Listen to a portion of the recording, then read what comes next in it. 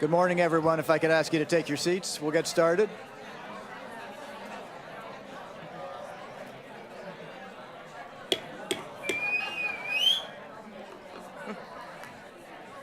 It's nice to see the energy in the room this morning.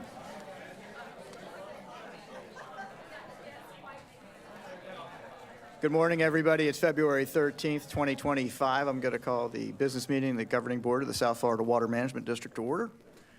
First, as always, we're going to say the Pledge of Allegiance. Mr. Steinle, would you like to lead us in the pledge? If you all would stand and face the flag.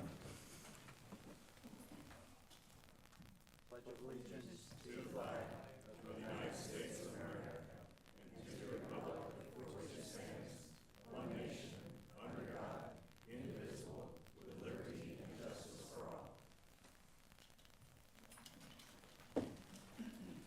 Thanks, Jay, very much. It's nice to see you all here. Vice Chair Wagner's not going to be able to join us today. Mr. Martinez and Mr. Bergeron are on their way. They're in traffic. Ms. Meads is joining us remotely. Cheryl, are you on? Yes, I'm here. Slipped in behind. I'm me. here. Nice to see you. Thanks, Cheryl. Mr. Bergeron is here. Board members, I'm going to ask to make sure that your microphone is on and you please speak into the mic so the online attendees can hear you when we're talking. Members of the public on Zoom who wish to address the board can use the raise your hand feature. If members of the public are having any trouble and need to help, please go to our website, sfwmd.gov, and click the Ask Us button at the top of the page, and we'll help you out. If you're using a phone and you'd like to comment, please press *9 to raise your hand and *6 to mute and unmute. As a courtesy to others who wish to speak, members of the public are asked to comment only once on each topic. We'll take public comment first from those who are here in person and submitted a comment card, followed by those with raised hands on Zoom.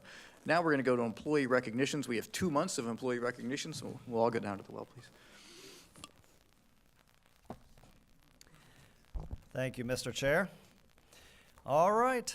Yep, we got a few of them. So our January 2025 Employee of the Month is Shamelis Desu, Section Leader, Water Resources and Systems Modeling.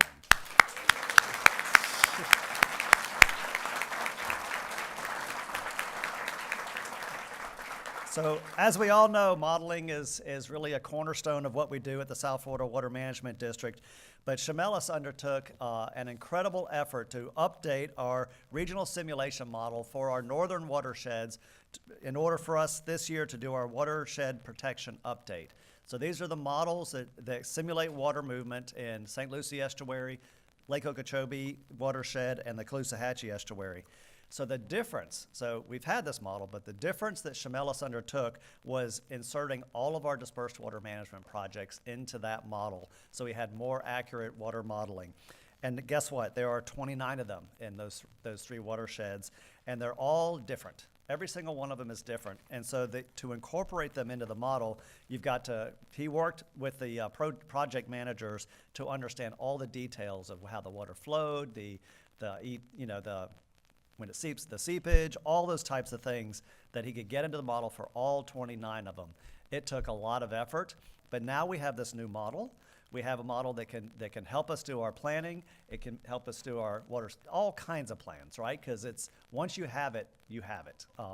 And it was only because of his efforts and his attention to detail that we have this updated model that not only we can use, but our public and stakeholders can use. So for that, Shamelis is our Employee of the Month, and we really appreciate his efforts.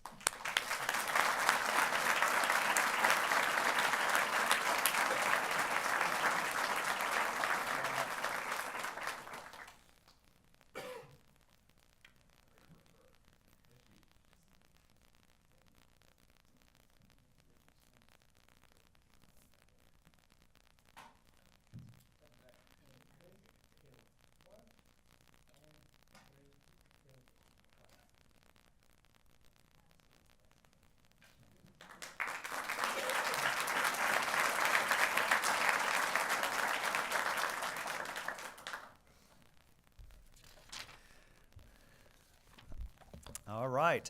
Our January 2025 Team of the Month is our Enforcement Wetland Protection Team.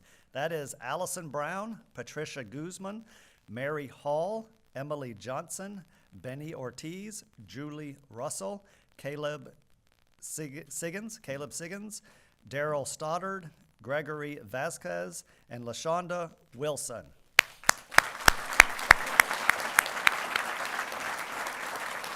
So, we had a situation in Miami-Dade County where 70 acres of wetlands were being filled and impacted. And that's a bad thing, right? And we take wetlands very seriously in the South Florida Water Management District. But as they started peeling back the onion on this enforcement case, it got super complex because it was kind of a single operation, but it was 29 different landowners and kind of sub-operations of the operation. So it was very complex, hitting these 70 acres. So they had to pull all this data together, get the detail right, because when you move into an enforcement action, you got to get it just right. And so then we issued an administrative complaint and an order for corrective action for them to mitigate, come in for permits, everything they needed to do to come in compliance with the law. And that was hard of itself. But then it gets worse because they didn't stop, right? So they continued to fill. And so they had to mobilize and do an injunction in the circuit court, right? And so that's a big deal, and that got this defendant's attention, defendants plural, attention, because that injunction is an enforcement action. A court can issue it, and then the police arrive, right? And so they started paying attention. And this settlement negotiation to try to get them into compliance took weeks. It was laborious, and ultimately resulted in a 44-page consent order with very tough milestones, very strict enforcement mechanisms. If they got off track, because they had lost trust already, right? So if they get off track, it was immediate injunction, and then $740,000 worth of fines. This person's in compliance now, right? So it's 1,000, I mean, that order, it's 44 pages, but if you put the exhibits in, it's more than 1,000 pages. So, and it took a lot of detail and a lot of work to get it together, and it was tough work. But now things are in order in Miami-Dade County on these 70 acres, and we really appreciate this team for making it happen for us.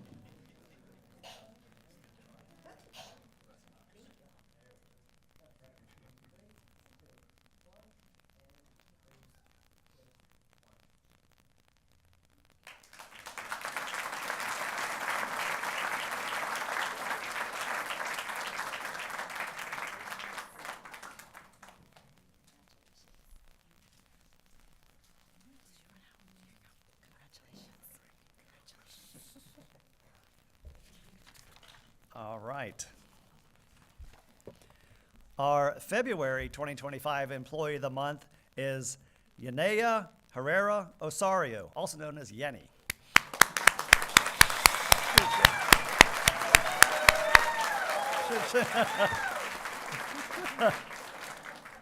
So Yenny is actually in the Office of Counsel, and what she is getting recognized for is all of her detailed hard work on our Resiliency Grants program.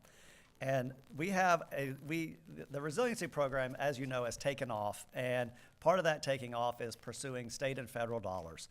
And so what the agency has been able to do is secure 45 agreements for $640 million worth of projects through these resiliency grants. And when you put these things together, it takes everyone across the district to make it happen. You need the Administrative Services Division, Construction and Modeling, Water Resources, Field Operations, Regulation, and Ecosystem Restoration Permitting. And so when you have all those pieces coming together in a project that's supported by a grant, that grant funds further agreements, everything has to line up, and leaders emerge, right? And Yenny became that leader when she helped all these programs organize to make sure the details were there, to make sure that we used the money in accordance with the grant, and who we subbed with used the money in accordance with the grant. In order to get reimbursed by these grants, everything has to line up, and there's 45 different agreements that have to line up with these things. And it really wouldn't have happened without Yenny kind of showing the leadership, stepping forward, and making sure everything was lined up. Because when you have something that has so many moving parts, you need that leader to emerge, right? And Yenny filled that gap, and we really appreciate that, because if not for her, our resiliency program wouldn't be where it is. But, you know, as a side note, that's why she's getting Employee of the Month, but as a side note, during this whole time, she was also the lead litigator for a litigation on a permit that we had, and helped with a 7-week trial. So that's a lot of work for an attorney. We look for leaders all across this organization, and Yenny became one of those, and we know her, and that's why she is our Employee of the Month. Congratulations.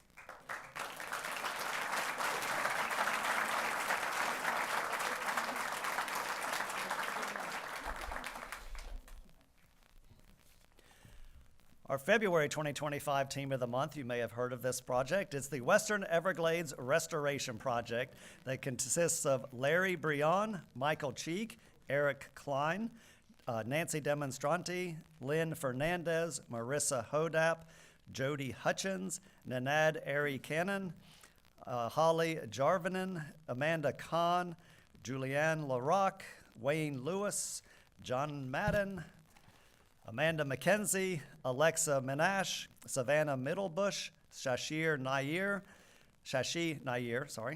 Sarah O'Lee, Mindy Parrott, Armando Ramirez, Peter Rawlick, Fred Sklar, Nyaming Wang, Leslie Waugh, and Lori Wenkert Lane.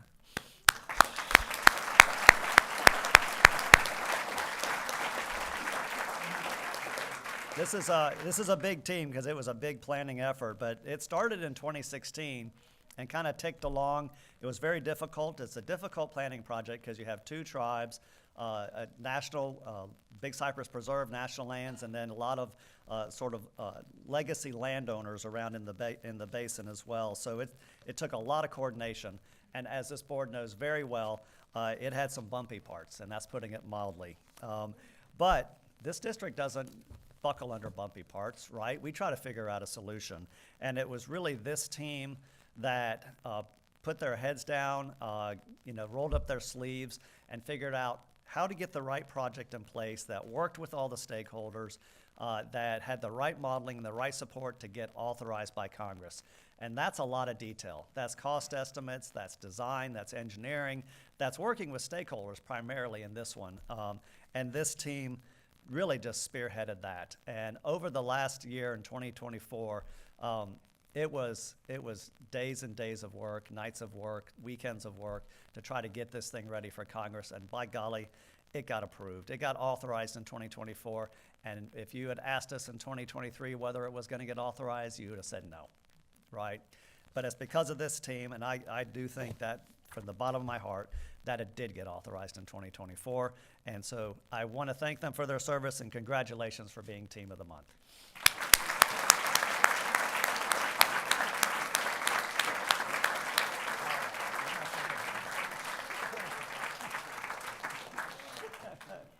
All right. All right.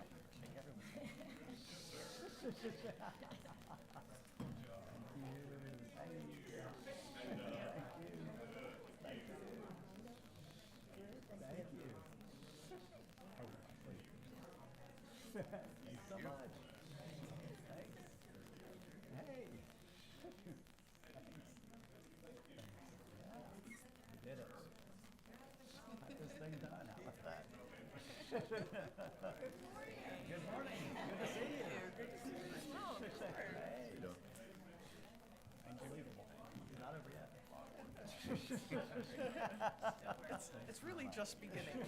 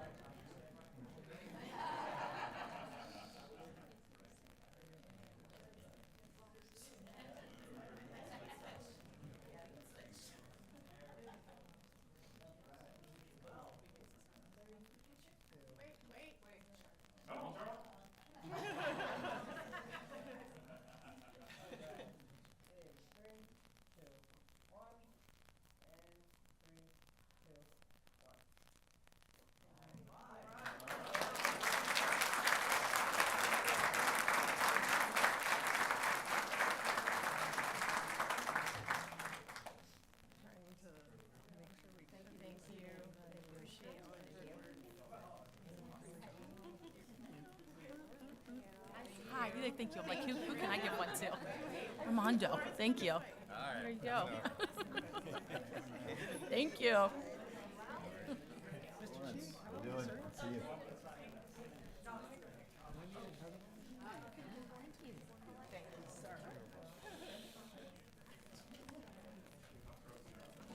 All right. Okay, we have a 30-year service award. That's it for the teams.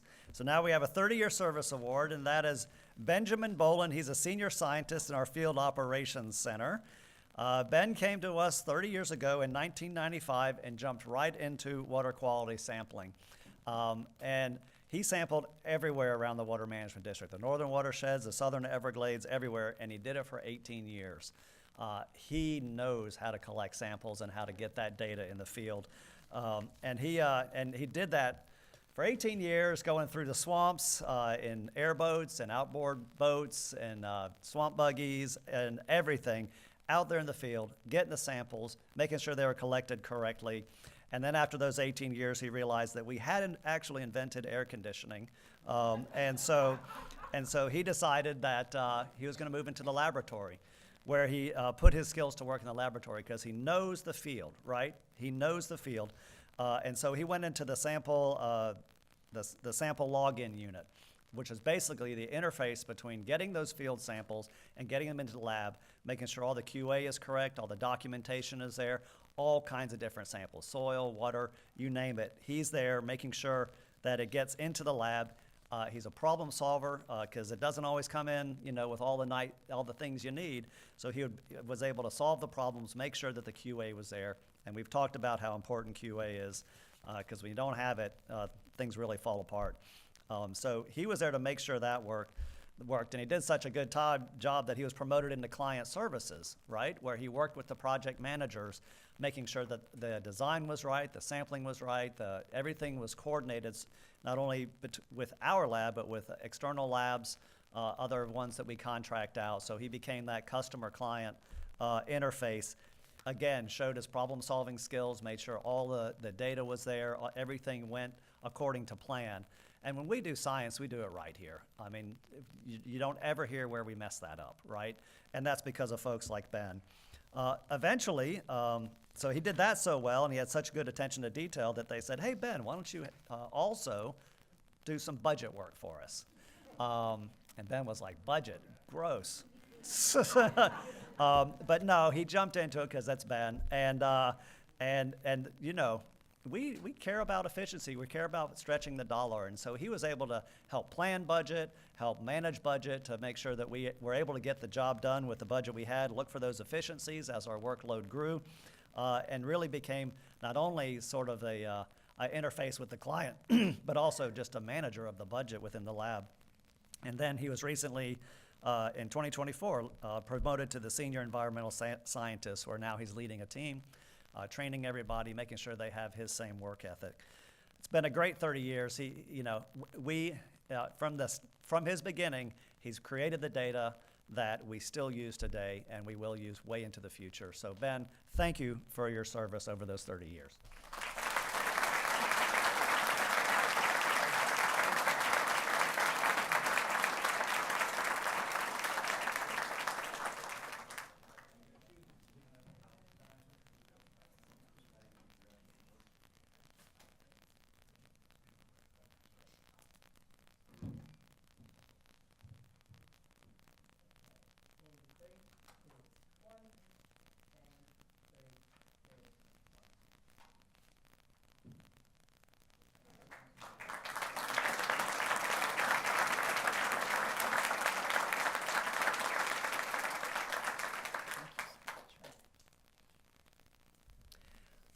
All right, one more service award. 35 years of service for Marcy Zender, Section Administrator, Real Estate Bureau. So, yeah, Marcy is a fan favorite, I know. So she came to us in 1990, and she was a title examiner, basically, and she was that until 2015 when she became Section Administrator. Now, she is one of the best title people that I've ever met, and actually I haven't met that many, but I know, and we all know, that when she does that title work and her staff does that title work, it is correct. It is always correct. And so she's that encyclopedia of knowledge when it comes to district real estate. We use her all the time. When we're in meetings with her and she says something, we know it's gospel. She brings that an amazing amount of credibility. I would also say that she has the patience of Job, because she has to work with all the local governments, all the other government agencies, the Corps, everyone that has their own rules, their own way of doing real estate, and try to sort it out with the district. And there's been an experience recently where that was tested very hardly. And she helped us out. We got through it. It's actually on the agenda today. But Marcy was wonderful in that. She was also part of a statutory change that she led the effort on from the district, where we have reservations, right? But the statute used to kind of make those vulnerable, to take over or whatever. But now that statute changed, and now they're solid. We have to actively release them for them to be used and other things. So she's looking out for our resources and our land and our real estate, and she does a great job on that too. I also understand she's fast. No, I mean literally fast. Apparently, like 5 years into her term, the men in real estate were bragging about how fast they could run. And Marcy was like, I can run. And so the survey team staked out very accurately a 100-yard dash along our right-of-way behind the building here, and they took off and raced. And Marcy came in second place, just barely, but way ahead of third place. And so she stamped her name as fast. And right now, Survey's staking out another 100-yard meter dash, and we're going to try to recreate that moment.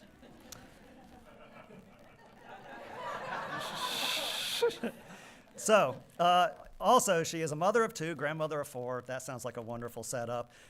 She enjoys hiking, gardening, spending time with her rescue dog Juno, traveling, but she is an intense Gator football fan and baseball. And while that can be annoying at times, it's really charming coming from her. So anyway, thank you so much, Marcy, for your 35 years of service.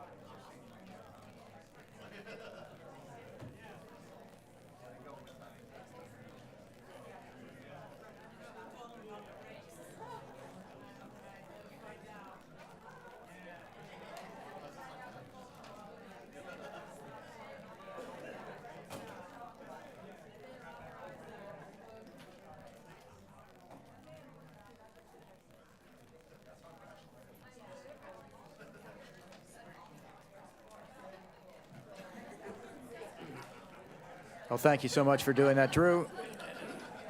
We'll move now to agenda item number 4, which is revisions, and we'll see if there are any revisions. Molly? There were none, Mr. Chairman. We have no revisions. Do we have any abstentions by board members? I'm going to poll you all on this, and we'll start with Mr. Bergeron. No. Thank you. Mr. Steinle? Nope. I have none. Colonel? None. Mr. Martinez? None. Thank you. Mr. Butler? I have none. Thank you. And Ms. Meads? None. Thank you. Now we're going to go to the chairman of the Audit and Finance Committee, Mr. Steinle, for his report, Okay, bear with me while I as he's finding do it. this without glasses. Thanks, appreciate it. Yeah, thank you. For the meeting held on December 12th, the Audit and Finance Committee report. Treasurer started the investment update. This is through the end of October. And that was the district continued its strategy of maintaining $5 million, in operating account each day, and investing all excess cash in overnight money market funds with an average yield of 4.53%. So again, the idea is to increase the yield versus the 1% operating account. This active management strategy allows staff to maximize returns and also ensuring daily liquidity. Through October 31st, 24, the portfolio balance was $388 million, with an investment allocation of 70% in long-term investments and 30% in cash and cash equivalents. The district will continue to hold bonds until maturity or until rates decrease to a point where the district won't realize losses or would realize potential gains on any bond sales. The committee discussed the district's increased spending requirements and the importance of liquidity, which this plan is maintaining. We then moved on to the Inspector General's audit reports. He presented 2 audit reports for the committee for approval. The first was for monitoring review of construction change orders, and this was a period from April 24 through September 24. That review found that the change orders were properly input into eBuilder, authorized appropriately and accurately calculated.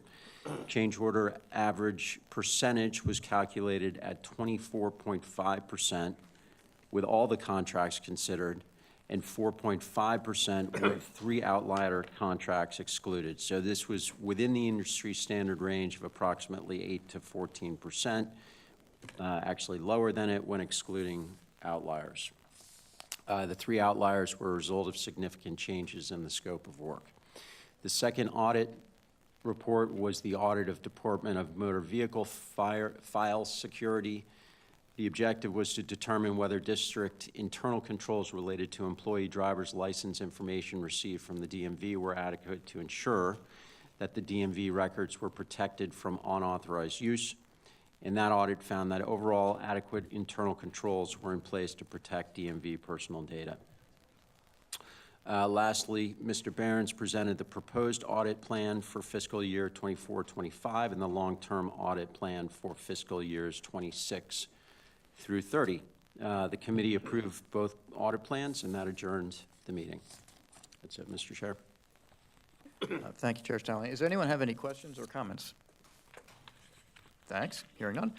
We'll move on to the approval of the minutes of the December 12th, 2024 board meeting. Does anyone have any changes to the minutes for that meeting? I'll move to approve, Mr. Chair. Thank you. I have a motion. Do I have a second? Second. I have a motion and a second. Is there further discussion? If not, we'll call that question. Mr. Bergeron? Yes. Thank you, Mr. Steinle. Yes. I'm going to vote yes. Colonel Roman? Yes. Thank you, Mr. Martinez? Mr. Butler? Yes.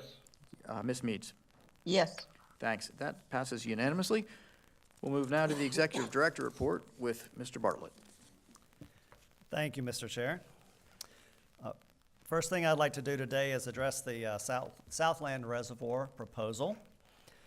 As you know, last year, Phillips and Jordan approached the district with a proposal to build storage on private land in the Everglades agricultural area. Now, for context, in a water management system, storage is the critical component to conduct flood control without harming downstream resources, downstream water bodies. And once it's in the storage, of course, you have it during the dry season for water supply for people and the environment. So Naturally, when more storage opportunities present themselves, the district will entertain the idea by doing our due diligence to see if those opportunities are meaningful and feasible.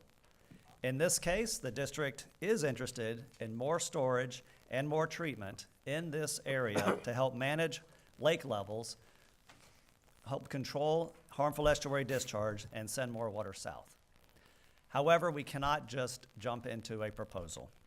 There is a process under state law to evaluate these proposals. It's called the Public-Private Partnerships Statute, which provides guidance for evaluating unsolicited proposals, and that's the process the district is using. The district's unsolicited proposals process can be found on our website under procurement, and all the unsolicited proposals that the district has received can also be found on that website. I provided you a summary, a high-level summary of what that process is, and I've got extra copies if anyone in the audience would like one. But there's a more detailed explanation of that process on the website. On that webpage is the Southland Reservoir proposal and a letter written by district staff sent to Phillips and Jordan conveying where we were in our review and evaluation and the steps necessary to continue our evaluation. The letter does include language regarding the likelihood of the project that the company can use to engage Palm Beach County requirements. Palm Beach County is looking at it from a land use lens, but the Water Management District is looking at it purely from a water management lens.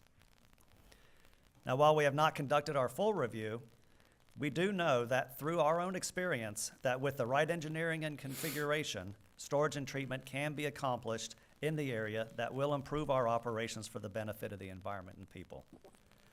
Ultimately, after staff review and vetting, if staff concludes it is a viable storage and treatment project that will provide regional benefits, and it will not impact the construction or operation of the EAA Reservoir project, the staff will bring the project to the board for your consideration before entering into what's called a comprehensive agreement as outlined in Florida statutes. We project that the staff review of this proposal will happen over the next year. If staff concludes that it is viable and does not conflict with the EAA Reservoir project, only then will the district staff bring it to the board for your consideration. At this time, there's really nothing for you to review or approve. Matt Aidson from Phillips and Jordan is in attendance. If you have any questions regarding their proposal after I conclude my executive director's report, I'll be here to answer any process questions with Mayor Cruz's support. And it just goes without saying, as always, we appreciate any engagement and stakeholder engagement we get on any of our projects, including this project, from the public, the board, anybody. It only makes projects better. And I suspect you might get some engagement on this project. All right, that's all I have for the Southland Reservoir proposal. I do want to convey to you the governor's budget request that he submitted to the legislature because it has substantial funds for our environment and for the Water Management District. $805 million dedicated to Everglades restoration. That's $727 million to SERP and $78 million for the Northern Estuaries and Everglades Restoration Program. Substantial funds. In addition, $150 million to the Water Management District dedicated to operating and maintaining our critical flood control infrastructure and our Everglades restoration infrastructure. Incredible input into South Florida's resiliency, South Florida's future, and the sustainability of our operations. We really appreciate his dedication to our efforts. Also, FDEP is getting significant funds for our environment, particularly in some resources we care much about. $100 million for the Indian River Lagoon restoration, $25 million to improve water quality in the Caloosahatchee River watershed, $20 million to improve water quality in Biscayne Bay, and an $80 million infusion in the Lower Kissimmee Basin stormwater treatment area to treat that hotspot entering Lake Okeechobee. But wait, there's more. FDOT, the governor directed FDOT through their works program to expedite raising the remainder of Tamiami Trail through Big Cypress. That's right, bridging, water conveyance, wildlife protection, all for the rest of Tamiami Trail, uncorking the whole thing. That's pretty impressive, and I'm looking forward to seeing that. So while he is championing a great budget, it's up to us to show why we're worth investing in, right? So what you have in front of you is a flyer that we put together to demonstrate how we are effectively using taxpayers' dollars at the Water Management District. And it does convey that over the last 15 years, we have been able to reduce costs at the Water Management District through, with FTE reductions where necessary and operational budget reductions, like a 26% reduction in the operational budget of the district. While at the same time, during those 15 years, increasing our permit reviews by almost 40%, managing new critical water infrastructure, culverts and gates and structures and pumps increased by 52% over that time period. The land that we manage increased 80% over that time period. And with all the construction we're doing, the construction we're managing has increased by almost 600% over that time period. Efficient, effective use of of our resources and the taxpayer dollars. But the district every year is looking for more ways to stretch that dollar, more efficiencies, and the staff do a great job on that. In the budget submittal we did in January, there's a long list of efficiencies we've implemented, and that puts us into a position to do some more cuts in areas where we can do those cuts and move those monies into operations and maintenance and the sustainability of South Florida. Those are outlined at the bottom of this flyer. So not only is the funding request encouraging, but I also want to couple that with the fact that we are a very efficient and effective district with the use of taxpayers' dollars.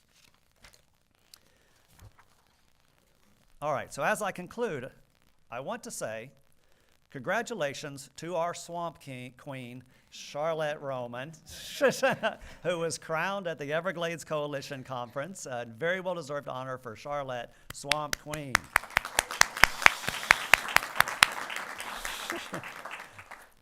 I also want to thank Lieutenant Governor Jeanette Nunez. She is stepping down to take another great position at FIU, but she's been very much a supporter of Everglades restoration. She was at the Seepage Wall groundbreaking, the C-44 event. She was in the Everglades with Mr. Bergeron and tribal members and been very supportive of the Python Challenge. She was always there when we needed her, and so we wanted to thank her for her great service and support over those years. That's all I have, for Mr. Chair. Back to you. Thank you, Mr. Bartlett. Does anyone have any questions or comments for Drew? I just have a few questions. Drew, in terms of Southland, questions now? Sure. Thank you for, obviously there's been some reporting on the proposal, and I appreciate you guys sharing sort of the unsolicited proposal process and sort of how we approach that. And I think it's worth saying that, I think there was an impression that we had approved or a project, and I think it's important. Thank you for clarifying that. There's still a lot to consider, and that it's going to be a public and transparent process. And clearly one of those things for a mine close to a reservoir, close to the EAA reservoir that we're investing so much money in, we want to take into consideration any of the ancillary effects of blasting and everything. I'd be interested, Matt, if you don't mind, just a few questions to learn about the business plan and sort of the transition from a mining operation to a water quality feature, or excuse me, a water reservoir feature. So, specifically as you guys look at this, what does the business plan look like in the form of how revenues are going to be dedicated to delivering, and I know we're at the early stages of this in terms of planning, but to delivering sort of a finished reservoir project? And then on an ongoing basis, obviously, the district has a ton of projects. We're making a lot of progress. But as we do that and get things online, our O&M, operation and management budget, continues to increase. So I'm really interested in how you guys are exploring how some of those revenues can be considered for the future operations of a potential reservoir. So there's two parts to that question. Yeah. There, if I'm reading this correctly. The initial part of that is how we are creating the water reservoir itself and how those revenues are generated there, which is coming from the aggregate removal, obviously. And we will construct those water storage cells from that process. Already, the team has borne the cost of all the engineering design, the environmental research that has to have been done. We've done that extensively so far. We've borne that cost so far. As you said, we're still quite a ways away to working with the district to finish out the process and come up with the rest of the budget. As far as O&M is concerned, we've recognized that O&M is a problem, an issue for the district long before Southland ever came to light. And it's been a discussion that we've continued to have over the years that we've worked for the district. And we're working through those ideas now. There's been several put on the table. I've worked with the executive director to develop those ideas, whether it be set-asides out of the project cost or the project revenue, whether it be we continue to handle the O&M while we're on site for the years to come.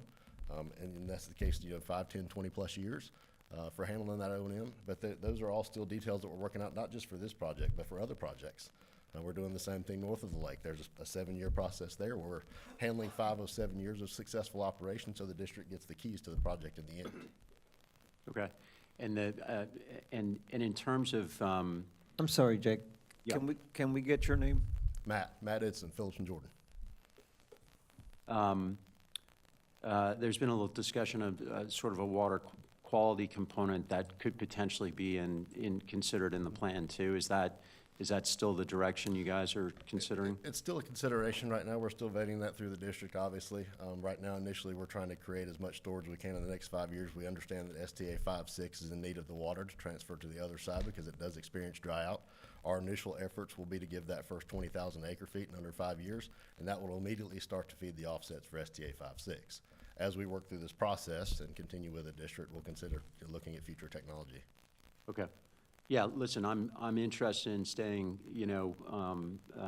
involved and updated on how you guys are looking at this. I think there's broad consensus that more water storage is beneficial, and especially if it includes a water quality component. And listen, especially if it's at a lower cost to taxpayers, in terms of the finished product and the ongoing management. So I hope you'll just consider those factors when you're in planning. If you don't mind, I'd like to take a second to address another couple of items. Sure. if that's okay. Actually, Matt, I don't want to do a presentation on this because we did not advertise it that way, and I don't think that's fair to people who don't have a chance to maybe rebut if they don't like the project or if they have a view, and I think that they should have that opportunity. It should have been noticed, and we didn't notice it. So I don't mind you asking a question, particularly since this is in your district. I will ask you one further question, but this is more process than actual project, and that's, do you anticipate taxpayer money being used on this? Right now, we haven't worked through the rest of the budget for the pump stations, canal improvements. We obviously have to connect to the Miami Canal, and as I told Board Member Steinle, we're still working through that with the district.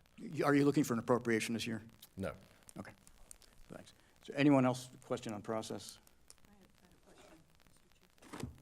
Yeah, I had a question, Matt, that came up due to the fact that there was some lack of clarity in what was required by Palm Beach County when through this process. Could you shed some light on what you're required to do early on, why you had to reach out to the Water Management District this soon? So it's a lengthy process to get through both DEP and Palm Beach County. We have to go through, it's been over a year and a half now with FDEP to go through the RAI process, submittal for the ERP permits and those plans. The county does require us to get through those ERP sets to have a clean clean RAI from DEP. That's part of the process. The other part of the process is to vet this through the district and get an identification letter for them of a potential project in the EAA. So as we've worked through that project, we've had to work through county zoning now, and we've submitted that process, and we're looking to go to commission. Thank you. Any other questions? Mr. Bergeron? What is the depth that you're intending to dig in this? The deepest part of this reservoir is -9. So And what that- is that, 30 feet or? No, -9, the current ground elevation is an average of 4 to 5 feet, so we're about 12 feet deep overall from current elevation, which is comparable to the EAA Reservoir Borrow area, the intake canal, and the A2ST intake canal. So we're not any deeper. We're in excavation. We're not any deeper than any other project. Okay, and you're delivering different phases over time Correct. We're- with the improvements, the levees and? Correct.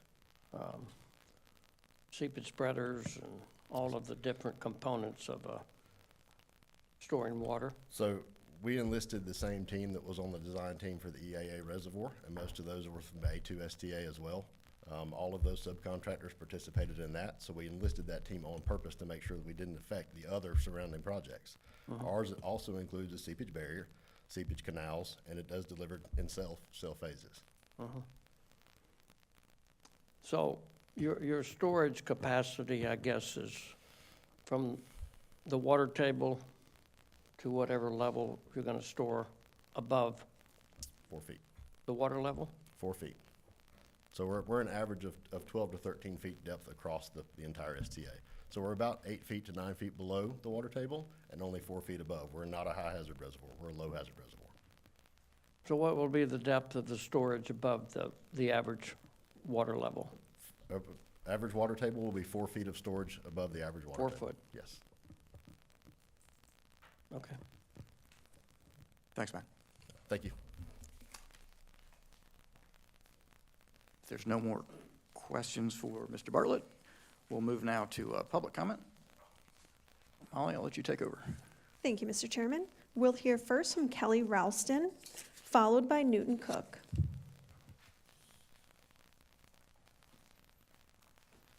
Good morning, Mr. Chairman, governing board members. Drew, how's everybody doing today?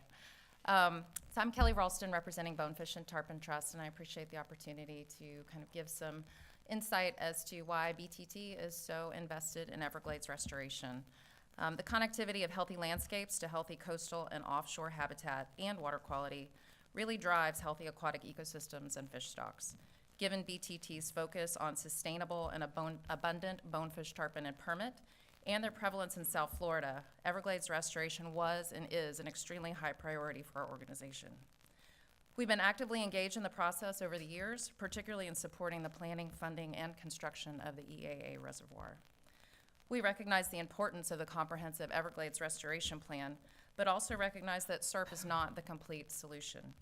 In both of his environmental executive orders, Governor DeSantis directed the district to, quote, expedite restoration efforts and, quote, projects that minimize the risk of harmful discharges and send water south. And the Florida legislature has backed this directive with its own support for Everglades restoration each year through record funding. BTT is grateful for the leadership of this governing board and Director Bartlett in seeking opportunities to identify and expedite meaningful projects that may not be part of SERP, but do complement and improve SERP efforts. Knowing that we need extensive storage throughout the system and water flow to support existing restoration elements like STAs, the district has continued to think outside of the box to look for additional needs and opportunities. For example, you've worked with the Army Corps to inform where and how ASR can safely and effectively be used. And you've worked with Everglades National Park to construct projects to improve water flow into Taylor Slough. The district has also recognized that no single entity, including the state, as supportive, as engaged as it is, doesn't have all the answers and has continued to explore public-private partnerships through a defined process to achieve additional benefits for the system sooner. To be clear, these comments are not directed at any specific project, but more to the ongoing need for collaboration and innovation as we identify additional needs within the South Florida ecosystem. It's this creativity that's expediting Everglades restoration progress and results, and we strongly encourage the district to continue with this innovative thinking to ensure that we achieve our restoration goals as quickly and efficiently as possible. And I can't let the time go without congratulating Charlotte on her her crown. Did you not bring it today? I'm very disappointed. Well, you are such a deserving recipient of the Swamp Queen Award. I can't think of anybody who is more enthusiastic, engaged, knowledgeable, and it's such a pleasure to have you not only on the board, but as the recipient. And your king was pretty cool, too. So with that, thank you very much. Thank you, Ms. Ralston. We'll hear next from Newton Cook, followed by Ernie Cox.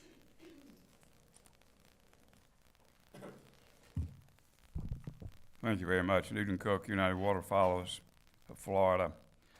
I want to thank James Harbaugh and all the staff who helped us put on 2 Wounded Warrior hunts. We had 15 Wounded Warriors twice. You just have to go see the expression on these guys' faces when they see that sunrise come up and all the birds jump. And it's an incredible thing for them. And we put on a good weekend. They have a shoot in the afternoon at the Palm Beach County shooting range, and a dinner for them, and then the hunt the next day. And we repeat that the second weekend. And if it wasn't for the district, it couldn't happen. And the SDAs are not in real good shape, but we still find 15 holes to put them in. And they had a wonderful time. And then on the youth hunt, we do about 30 kids show up, and then of course you got their supervisors, and all these hunts we feed them all lunch, and with the kids they all get free raffle prizes, and again it's something to see these young people, many of them first time out to hunt, particularly at night with the alligators before sunrise and the red eyes when they're paddling their kayaks. It's a great time, and the district makes it possible. Without that, it wouldn't happen in the staff here. The Lake O, what can I tell you? We're not going to get to 12 feet. We're not going to get 90 days. Hopefully, we might get to 13 feet. So we're glad to get what we can get on the lake. We're getting a little bit of growth, but the lake is dead. And it's going to go into the rainy season dead. Now, I don't mean dead with the fish. The fish all find a place to go. The tournament fishermen will find a place to chase the fish. But when you have a 500,000 acre piece of property out there and 300 some odd thousand of it is not good, we're not meeting the responsibilities for Everglades restoration. It is the heart of the Everglades. Lonesome is flawed, it's failed. We've had 2 years in a row of dumping water out the St. Lucie and the Caloosahatchee. We haven't even had a storm yet, and wait till that storm comes. The lost summers, could be a whole lost year. Now, it threw me a little curve today with this rock mine thing. But I just want to say that I think we had a precedent on that with the C-51, right? We already have a rock mine that we fill with water for storage. I can't see anything wrong with it, quite frankly. I mean, it's probably the least expensive way in the world to get storage south. Let somebody else dig the hole.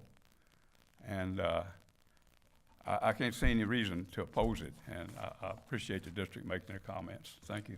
Thank you, Mr. Cook. We'll hear next from Ernie Cox, followed by Mark Perry. Well, good morning and Happy New Year to everybody. It's good to see you. Really exciting about the progress that's being made. Governor's budget, another record year for conservation funding and Everglades restoration and work on water quality throughout the state. I'm here on behalf of Phillips and Jordan and the Southwind Water Project. I'm part of that team. It's pretty much the same team that did the C-51 reservoir. And as Matt mentioned, same professionals that are doing the engineering and design and modeling for the EAA reservoir and the EAA STA, the A2 STA that Phillips and Jordan just recently constructed for the district. I was out there Tuesday, got a chance to see it, and it's very exciting to see a completed STA that's in the process of grow-in. Can't wait, 6,500 acres of stormwater treatment area completed, growing in, new control structure connected to the Miami Canal, big intake canal, excavated, as Matt mentioned, to -8. And then, really exciting, the construction of the EAA reservoir that we've all been working on for decades. It's under construction, excavating rock, processing the material, beginning to build the foundation, beginning to build the levees. Can't wait for that project to be done. But as we all know, SERP projects by themselves don't get the job done. And so that's where the opportunity for complementary projects, as you all know, not just county projects, not just additional district non-SERP projects, but public-private partnerships like the C-51 reservoir and actually like the L8 flow equalization basin. And so again, as you all know, I've been the project manager for the C-51 reservoir for seems like a good part of my professional career, and really excited to see that project going forward after the same team built the original L8 reservoir. And so I invite each of you to come out and tour with us to see how we've been able to perfect, as we're learning more and more about how to do this, how we can build storage in phases. It's great to do one big project and bring it all online at the same time, 100% in favor of that, but the ability to bring in storage in incremental pieces as we go. And so just very excited about it. I mean, C51 is actually delivering benefits to the Lake Worth Lagoon. It's delivering benefits to the Lower East Coast and water supply, and it's going to be delivering benefits to the Waxahachie River restoration. So really excited. If you guys have any questions, want to talk about it, you know how to reach me. Thank you very much. Thank you, Mr. Cox. We'll hear next from Mark Perry, followed by Caitlin Newcamp. Got a handout for each of the board member and also Director Park.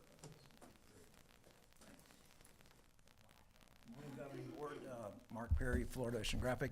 Just want to start out by saying thank you to the district and each and every one of you and the staff here at the district for participating in our Everglades Coalition Conference 2025.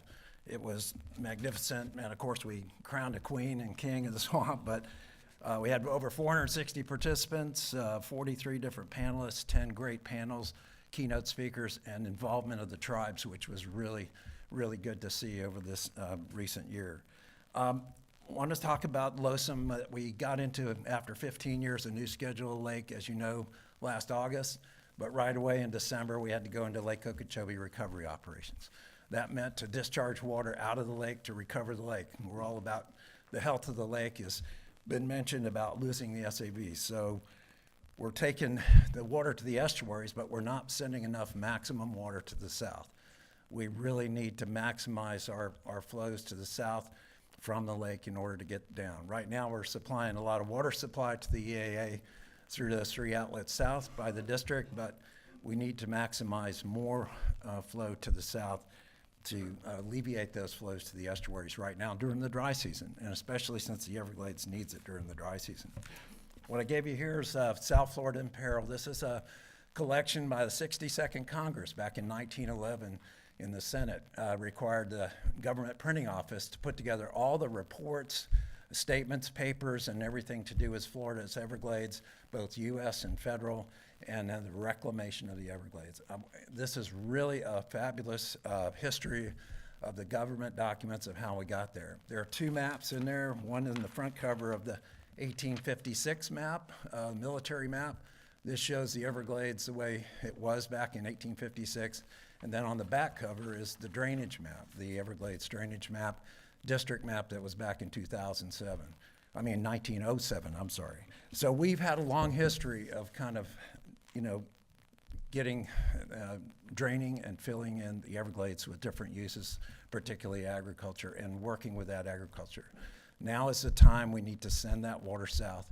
And there were a lot of components that were suggested back in 1994, 95 with a restudy to make a flowway between Miami North and River Canal. And the components need to be restoring those Everglades, that agricultural area, back to Everglades the way it was, and not necessarily to any other land use than to Everglades. And we do that through the STAs, we do that through everything we can, and we're trying to store and treat water and move it south instead of east and west to these estuaries. And it needs it south. So I encourage you to keep looking ahead to any way we can, and we did that back in 1999 with the Talisman property. We did some of it in 2010 with the U.S. Sugar Land purchase. So we're looking to try to continue to store and treat that water, but move it south through natural processes that the Everglades did back in the 1800s. So thank you for your attention. Have a good read on this and answer any other questions. Thank you, Mr. Perry. We'll hear next from Caitlin Newcamp, followed by Eve Samples. Morning, Governing Board members, and thank you for the opportunity to comment. Caitlin Newcamp with Audubon, Florida. It's great to see some of you at EVCO. So we just wanted to highlight and thank the governor for his continued commitment to the restoration and protection of the Everglades ecosystem. We acknowledge the significant allocation of over $1.5 billion in the proposed state budget for Everglades restoration and water quality improvements, which demonstrates the dedication to preserving this invaluable natural resource. Not only that, but $150 million is dedicated to SERP O&M, which is vital to ensure projects continue to function into the future. The Everglades is a national treasure, crucial not only to Florida's environmental health, but also to its economic prosperity. The proposed funding is an essential step towards restoring this vital ecosystem, ensuring clean water, and securing a sustainable future for South Floridians. We cannot call out every allocation because so many are important, but we want to highlight two particular items. First, the Kissimmee Basin STA has $80 million in the proposed budget, a project Audubon has supported from the beginning to reduce high phosphorus levels in one of the most plagued watersheds of the region. So we are looking forward to this project moving forward and attending some upcoming workshops in the spring. In addition, we are very happy to see funds dedicated to expediting the Tamiami Trail project, a crucial collaboration between the district, the Corps, and FDOT to bridge this road that has essentially plugged freshwater flow from reaching Florida Bay for many years. Building these next 6 bridges ensures that many northern projects will reach their full benefits. So we commend the governor's foresight in prioritizing Everglades, and we believe that this investment will yield long-term benefits for wildlife, communities, and industries that depend on it. We thank the district for their leadership in restoring the Everglades. Thank you. Thank you, Ms. Newcamp. We'll hear next from Eve Samples, followed by Chris Whitman.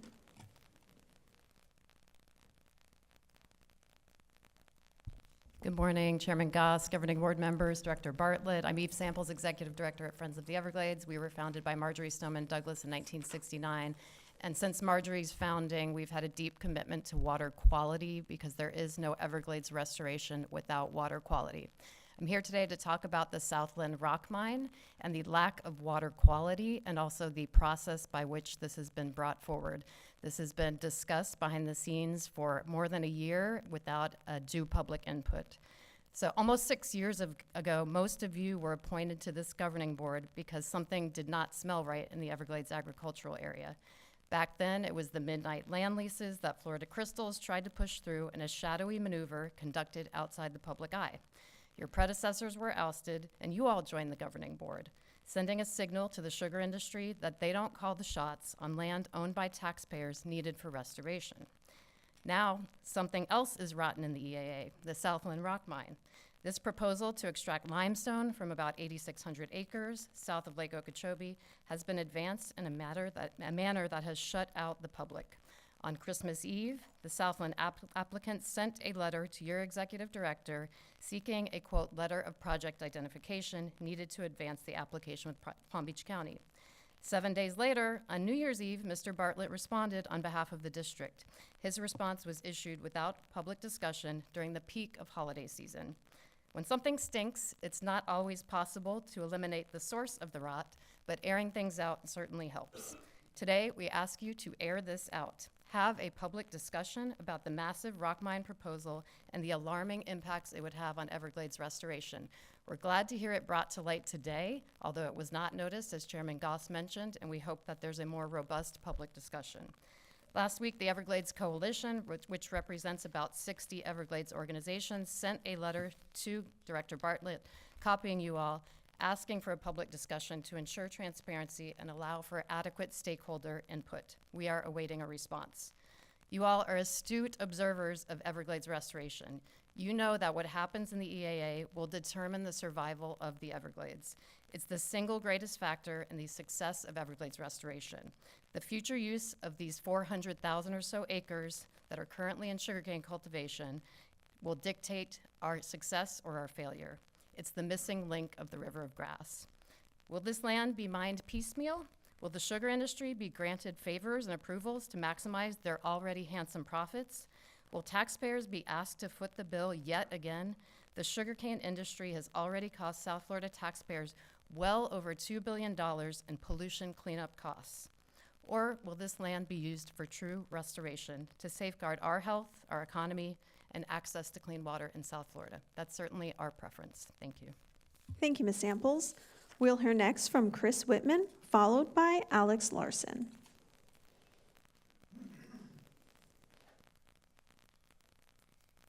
Good morning, Governing Board and staff. This agency has done so much for Everglades restoration, made so much progress, and has expedited and moved forward with restoration projects carefully with deliberate vetting and analysis. I saw a news article that Drew, I think, referenced recently that said that the governing board approved the Southland Water Resource Project. And I was not aware of that. I don't think that's what happened. I came before you to respectfully ask that you bring this before the governing board for discussion, for a thorough analysis, before the district takes any position on it. I think some questions to be asked were, was the governing board aware that a letter was going to be sent on New Year's Eve? Did you recognize the implications of sending the site letter to Palm Beach County? It seems like maybe the intent of the letter by the district and how the letter is being utilized by the applicant to Palm Beach might not be one in the same. We should ask, are we setting the precedent that any other mining project that classifies itself as a water resource project will get a site identification letter, which basically gives them the exception that they need to go to Palm Beach County to get the green light to do mining without our own analysis. I don't think that is what you meant. I think the letter is too vague, and I would like to see some clarity in those comments in the letter so that we understand that that is not what was the intent. The proposed project is set to be built, adjacent to the EAA reservoir, which, as we all know, is the crown jewel of Everglades restoration, and something that you all have so staunchly defended and expedited and moved forward. And we would like to make sure that this project or any other project does not jeopardize that in any way. We would respectfully request that you resend the letter until the matter can be brought before the board for a full analysis and discussion with the board. Under the direction of this governing board, the bar has been set to which all other restoration projects will be measured, and under the leadership of this board, this agency has become to be known for its transparency and its integrity. And I think that it is critical to recognize going forward this project or projects like it and processes around them may set the trajectory in the future for what the future of the EAA is. Is it one of rock mines with possible benefits 30, 40, 50 years down the road, or is it one of true restoration? Thank you. Thank you, Captain Whitman. We'll hear next from Alex Larson, followed by Lisa Interlandi.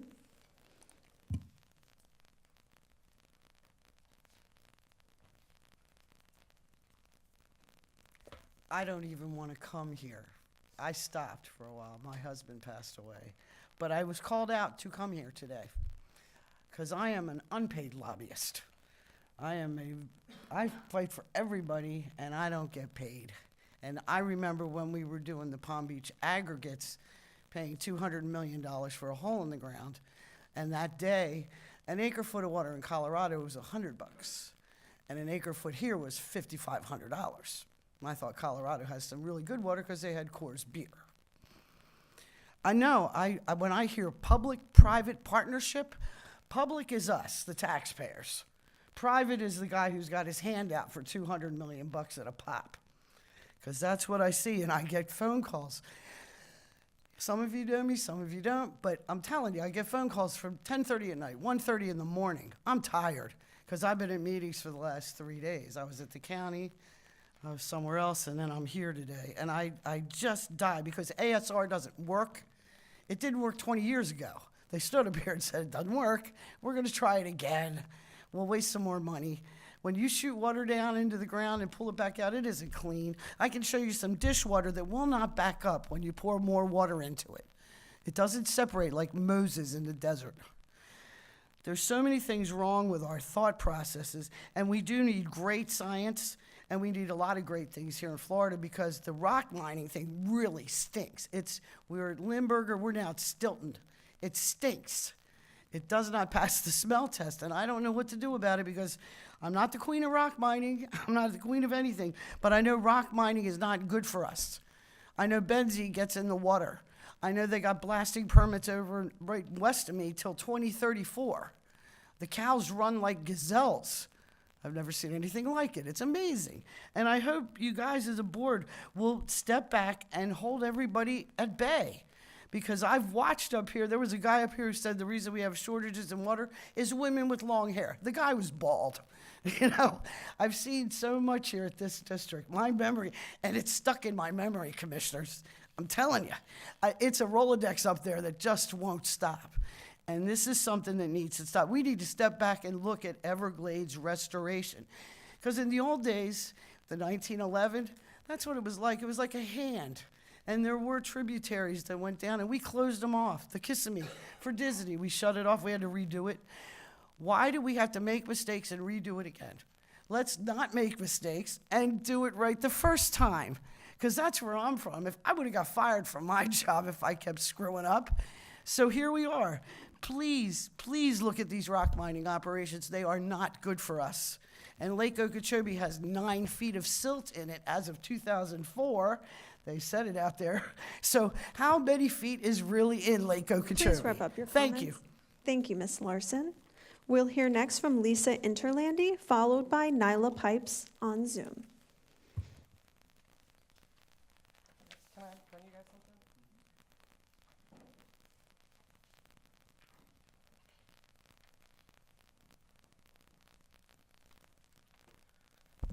Hey everyone, I'm Lisa Interlandi. I'm the Policy Director at Everglades Law Center. I would just ask if we could please get some clarification today on whether or not the district did intend for this, its correspondence to serve as the letter of project identification that is required by Palm Beach County's comprehensive plan, because the plan requires that in order for them to move forward. And the district's letter had a lot of hesitant kind of language, like it could possibly, or it might, or if it provides water storage or other things. But what I've given you guys is some comments. This is from the county's review process. This is their DRO comments. It's basically like staff comments, and it's the applicant's response.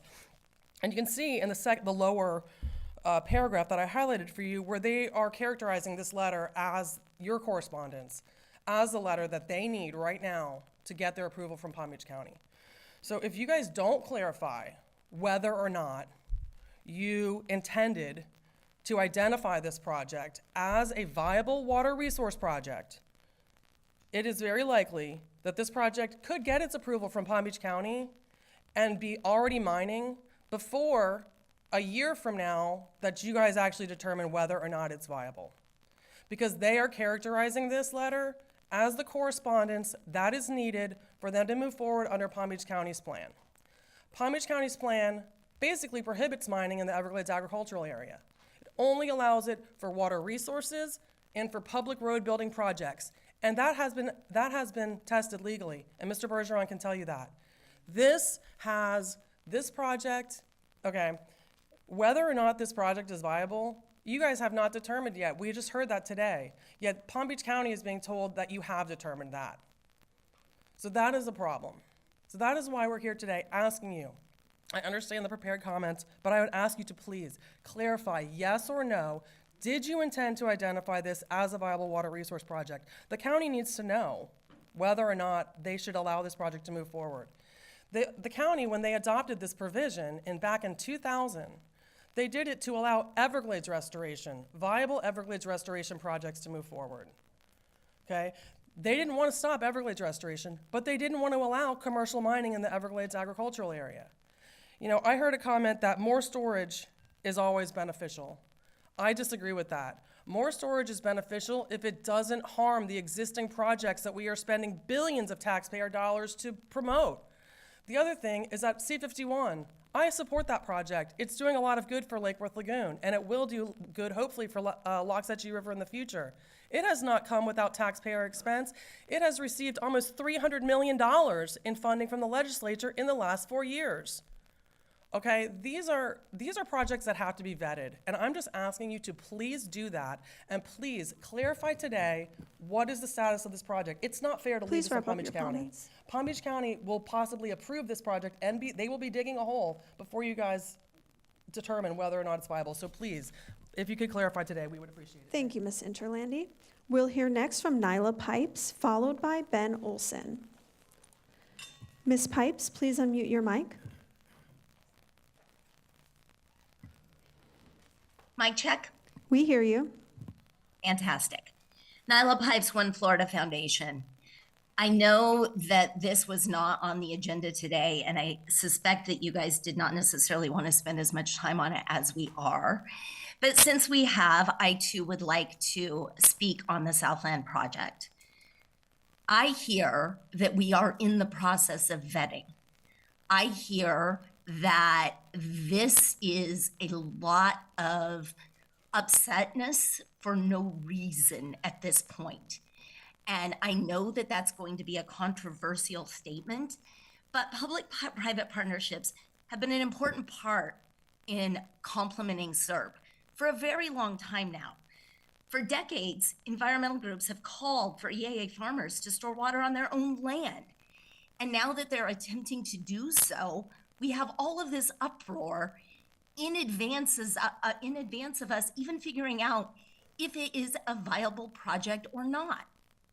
Every drop does count. Does it have to be done in the correct way? Absolutely. But we've seen with the C51, with other projects, that these things, once they go through the process and are vetted, can be very viable and very helpful. I find all of this uproar, quite frankly, disingenuous, and I think it stems more from the fact that it is on sugar land than it does people actually being concerned about the project. Another point that I want to make, we are in a worldwide aggregate shortage. Do you know what we need for SERP projects? Aggregate. I think that there is potential for this to be a win-win. I think that we are all worried about this prematurely.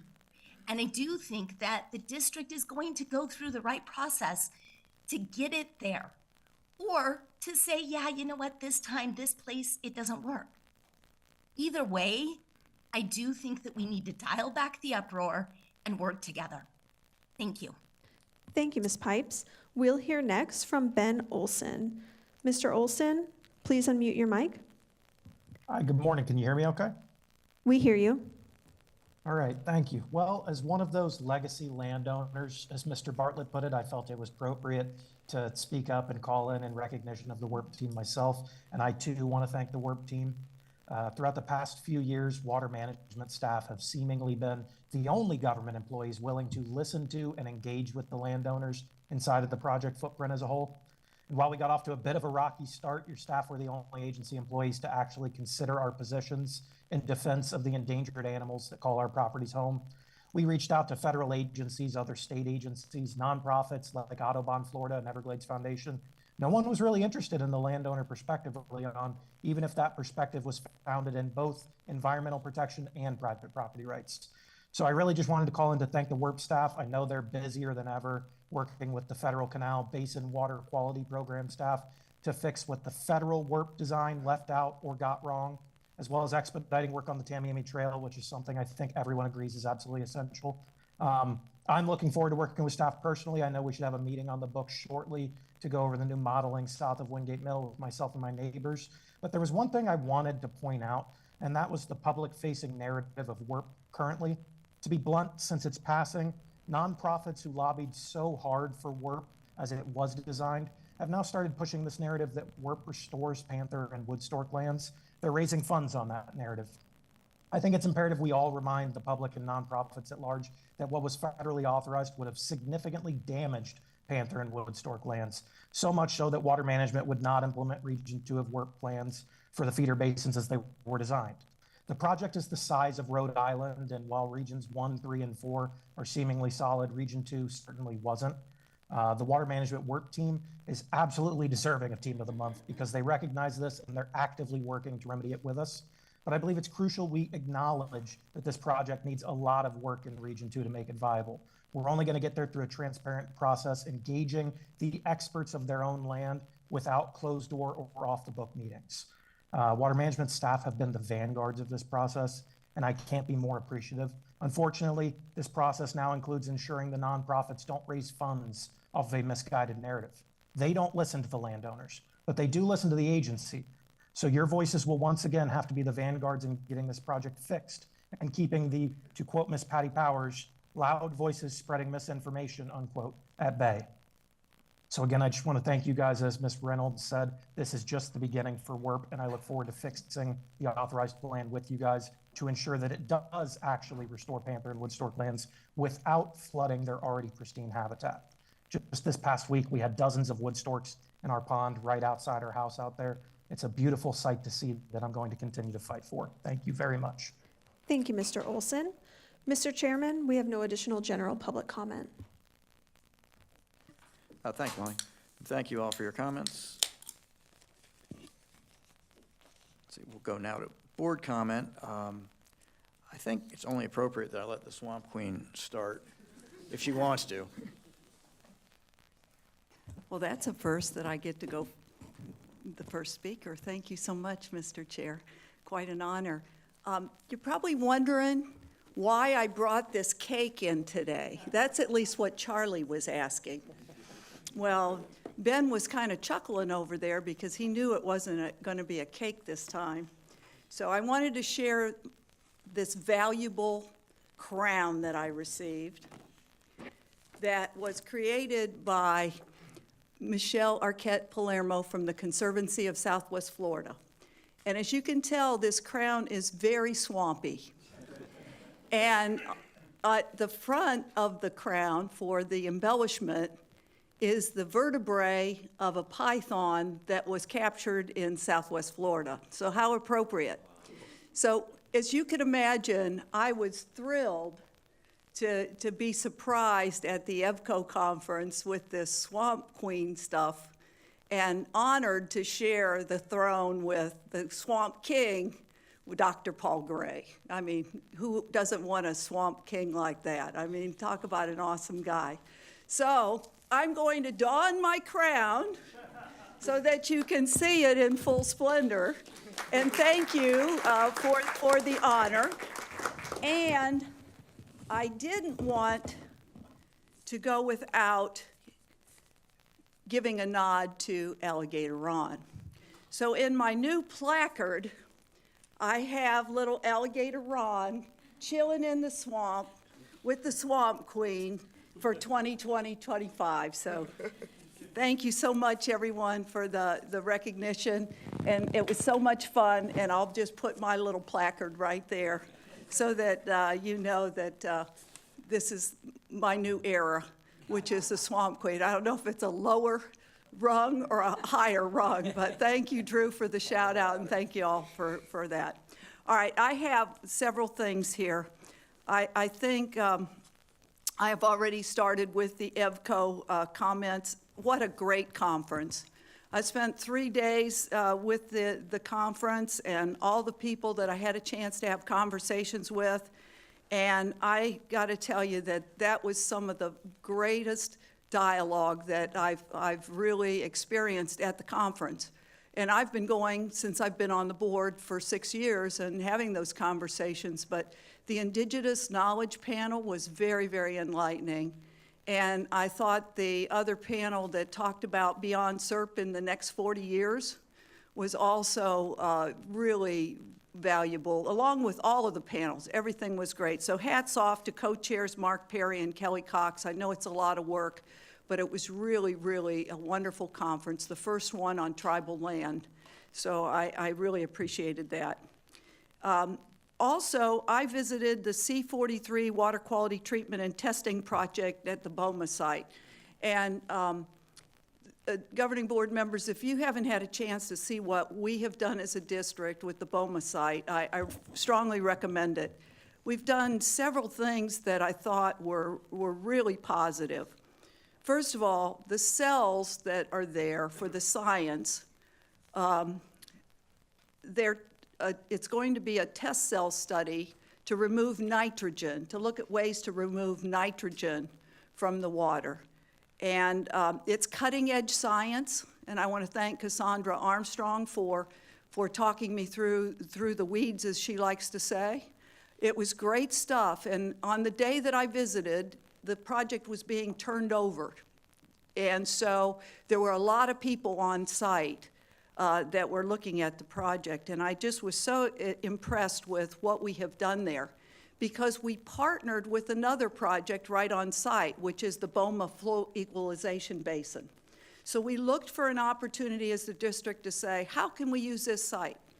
Well, we could use the test cells and do some experiments, some studies on removing nitrogen from the water. But, we could also berm it and do an FEB there, and in partnership, use that property. So I thought that was really great, Drew, you and your team to put that together. And I want to thank Anthony Betts, Lori Wenkert, Vijay Mishra, Natasha Warwick, Jennifer Reynolds, Megan Jacoby, and Jose Otero for your time that day, because it was a whole full court press out there, and I really appreciate it. Also, speaking of conservation that has come up earlier in the meeting, I had the chance yesterday evening to visit Eagle Haven Ranch.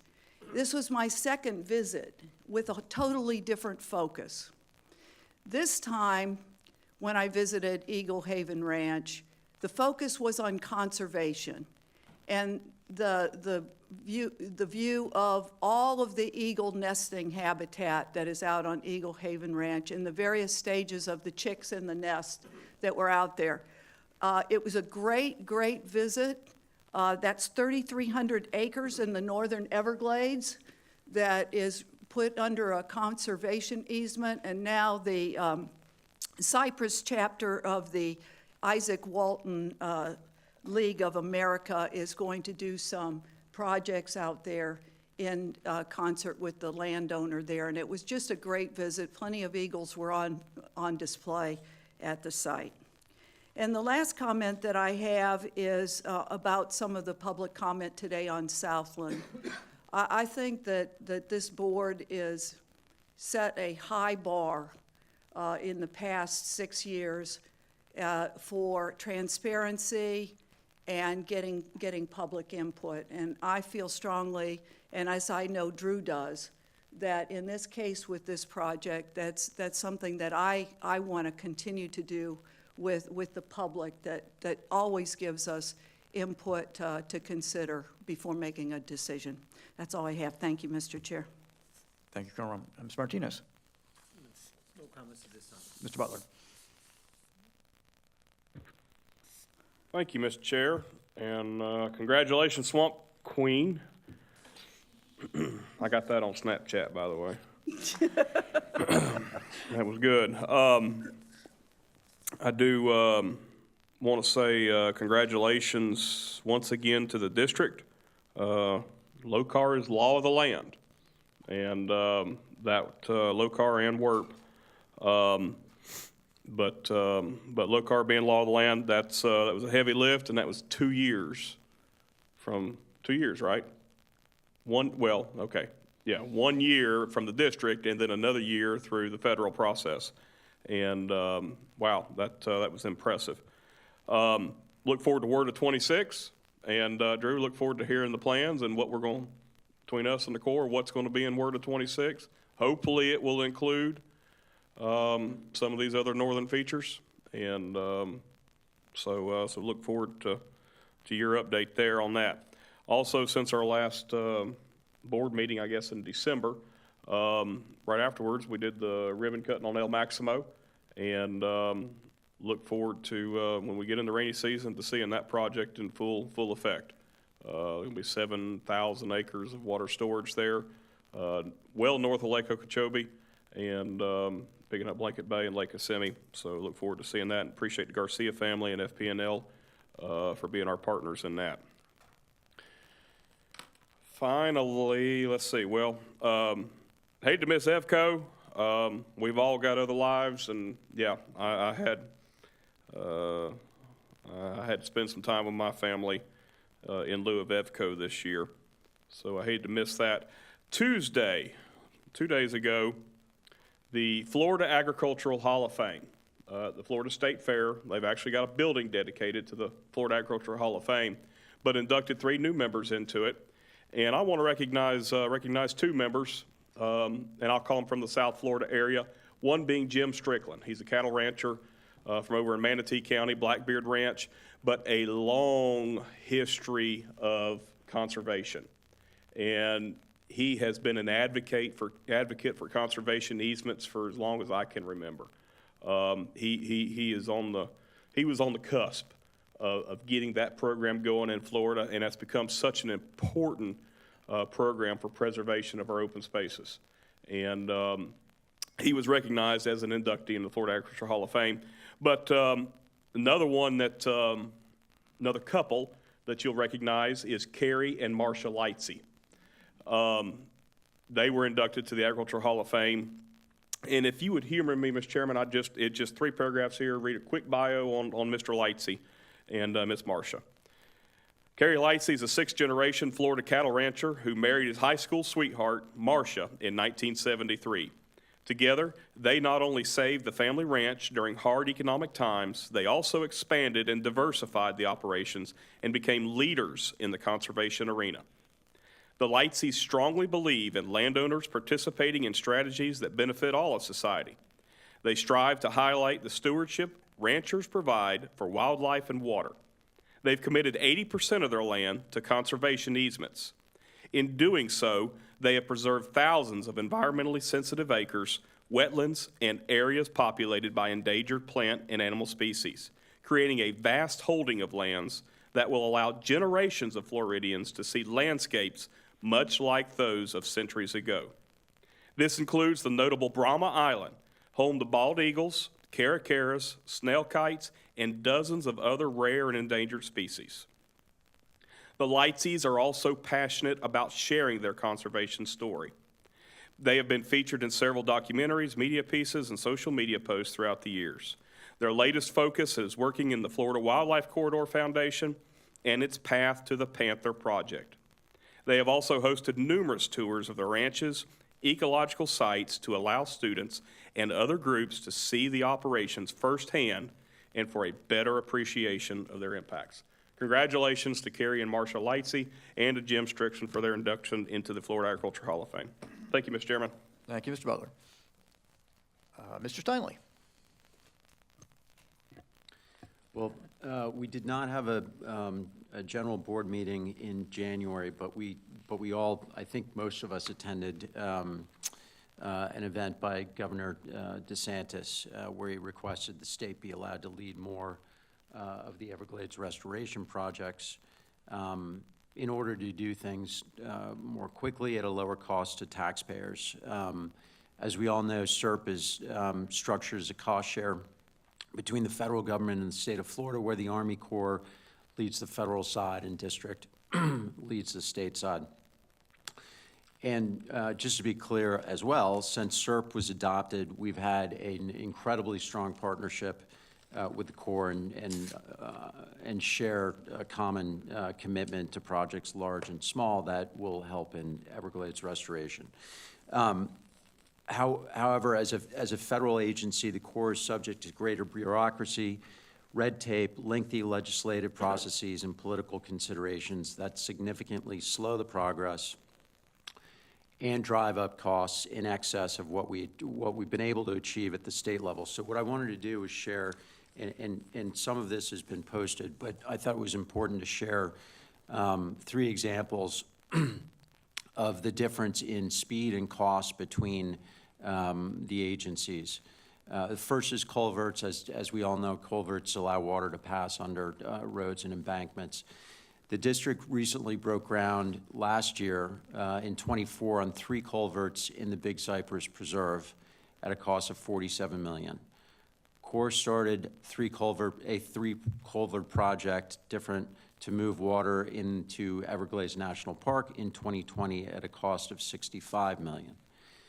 So the district's cost for 3 culverts is 28% less, or an $18 million difference. Both projects are expected to be completed at the same time, the beginning of ~27. So that would mean that the Corps would take 7 years to complete their project, the district 3 years.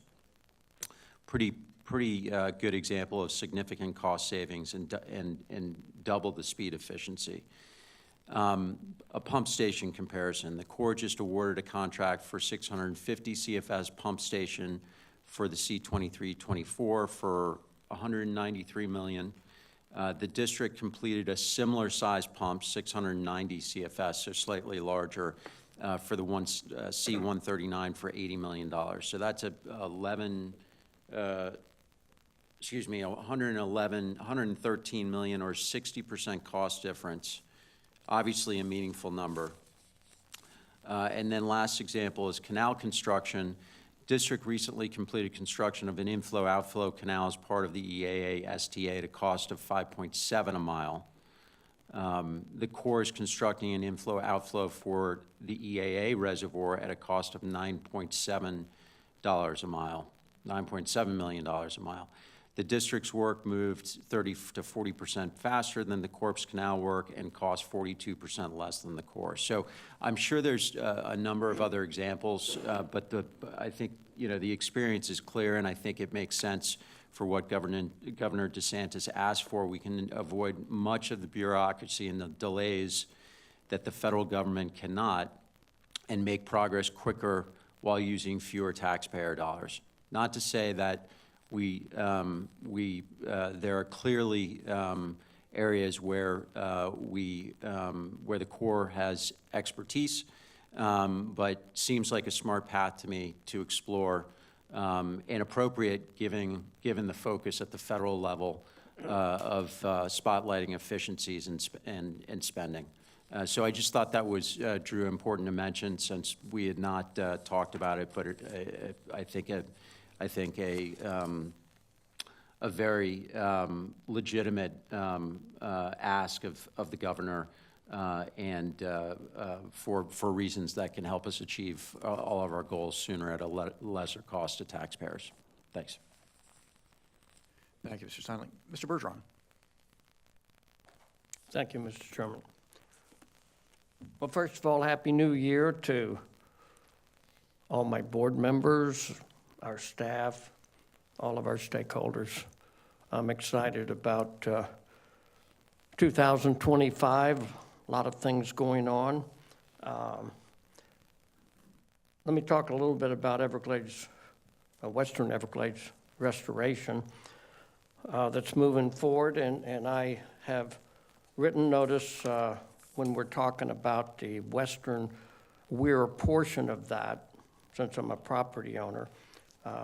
I will be abstaining from any voting in that Western Weir portion of Western Everglades, but I reserve the right under the statutes I'm allowed to voice my opinion, which I think is important since I've lived in that environment for 3/4 of a century. I will be following the statutes I'm governed under.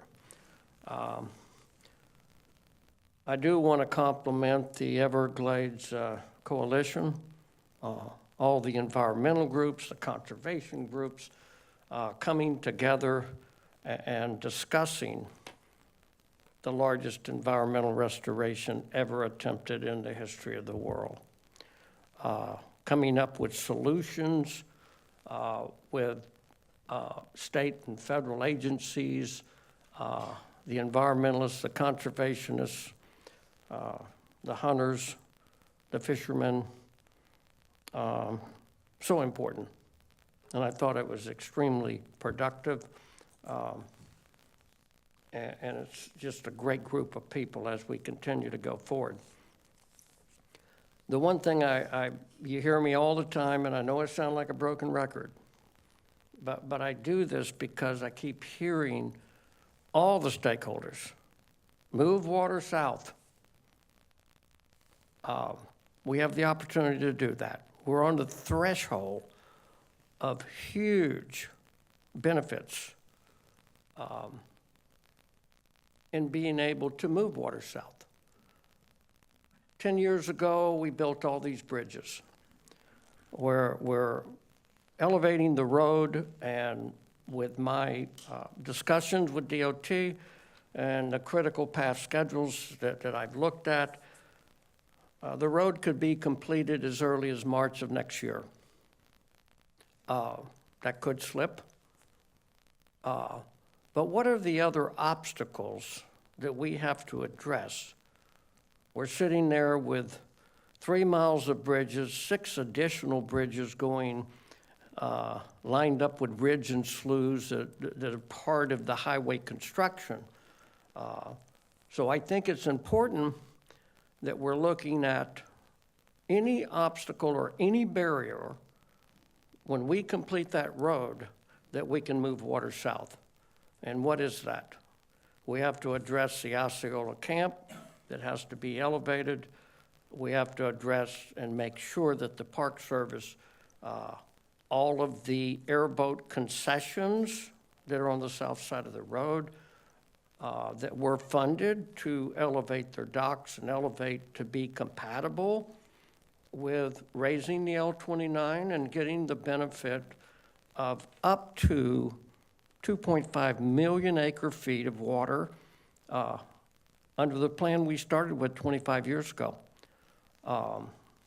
Extremely important, where 60% of that water flows through the eastern side of Shark River Slough and 40% on the western side into Lossman Slough and onto the 10,000 Islands. Between our federal partners and our staff and South Florida Water Management, we have done a lot.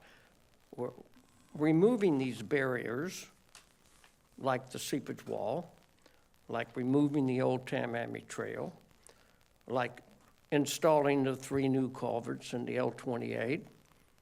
And our staff, as they proceed forward, modeling the Tamiami Trail west of the L28, all the way across, modeling Loop Road in order to have water flowing by gravity based upon the science we started with 25 years ago. So I'm looking forward, Drew, working with our staff and you and our federal partners, the Corps, Department of Interior, the Park Service, that we're all on the same page and that we're addressing any barriers. I don't want to be sitting here a year from now, March of next year, the road's done and we still can't move water. So if we have to have, Drew, workshops with our federal partners once a month for the next year to make sure that everybody's on the same page, I want to do that. It would be a shame to be sitting here and the bridges are there, the road's elevated, the seepage wall's in, the Tamiami Trail, old trail is removed, all of these barriers, and we're not being able to move water. So I'm excited. I apologize for talking so much, but this is critical. We have spent billions of dollars. We've already spent it. And the day we can let that water flow naturally by gravity will be the biggest benefit since we started 25 years ago. And it will benefit the Central Everglades, the Big Cypress, Fakahatchee, Picayune, Panther Refuge. It will benefit the Caloosahatchee, the St. Lucie, the Indian River Lagoon, the lake, because this cumulative backup affects the whole system, all the way up to Orlando, on the bottom end of what we're very close to completing. It will hugely, globally benefit the global Everglades. I always look at the global. I look at from the Kissimmee River floodplains to all our rivers, to the lake, the heart, to the central, all the way across, and Everglades National Park, Florida Bay, 10,000 Islands. We have to get this water moving south. And fortunately, 95% of the infrastructure is there. And so whatever it takes, Drew, to make sure that all of these little barriers, that we have them resolved and we can see water moving south. Under the modified water delivery, the 2.5 million acre feet of water that's so important to Florida Bay and Biscayne Bay and the 10,000 islands, stop seagrass from dying, like in 2015, 50,000 acres, 5,000 animals drowned on the north side, on the Miccosukee and our public Central Everglades. This will be a great day. And I just think it can be connected in 2025. And we will be getting benefits on projects we built 25 years ago. So I apologize for talking so much, but I just think this is extremely important as we move forward. And this new rock pit thing, I think we need to do an awful lot of studying. One thing that we have to be concerned about when you're talking about storing water, once you drill and blast and excavate, can we retain storage without having lateral seepage through hydrostatic pressure? There's got to be a lot of determinations on the geology of soil at the bottom and the lateral movements to see if that you can store water. And so I would suggest that we be very careful on that project. I think it's very sensitive in the geographical area that it's in to start with.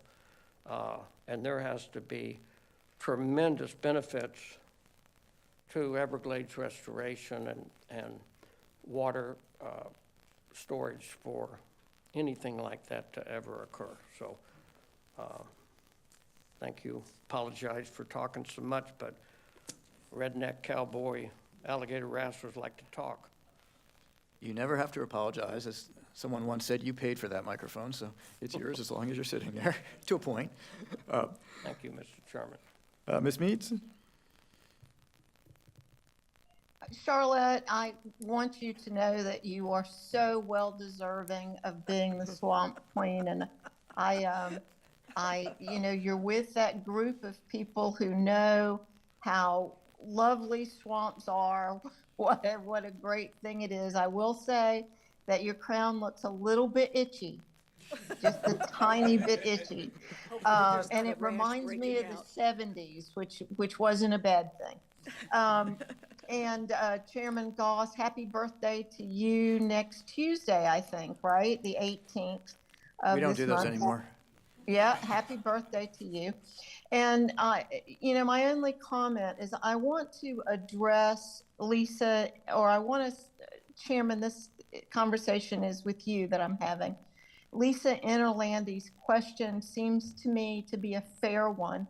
If there is a process such that Palm Beach County cannot move forward without our approval in a letter, is it appropriate to have some discussion about that process and the intent of a letter and of that letter? And was that the intent of that letter before the governing board had an opportunity to discuss it?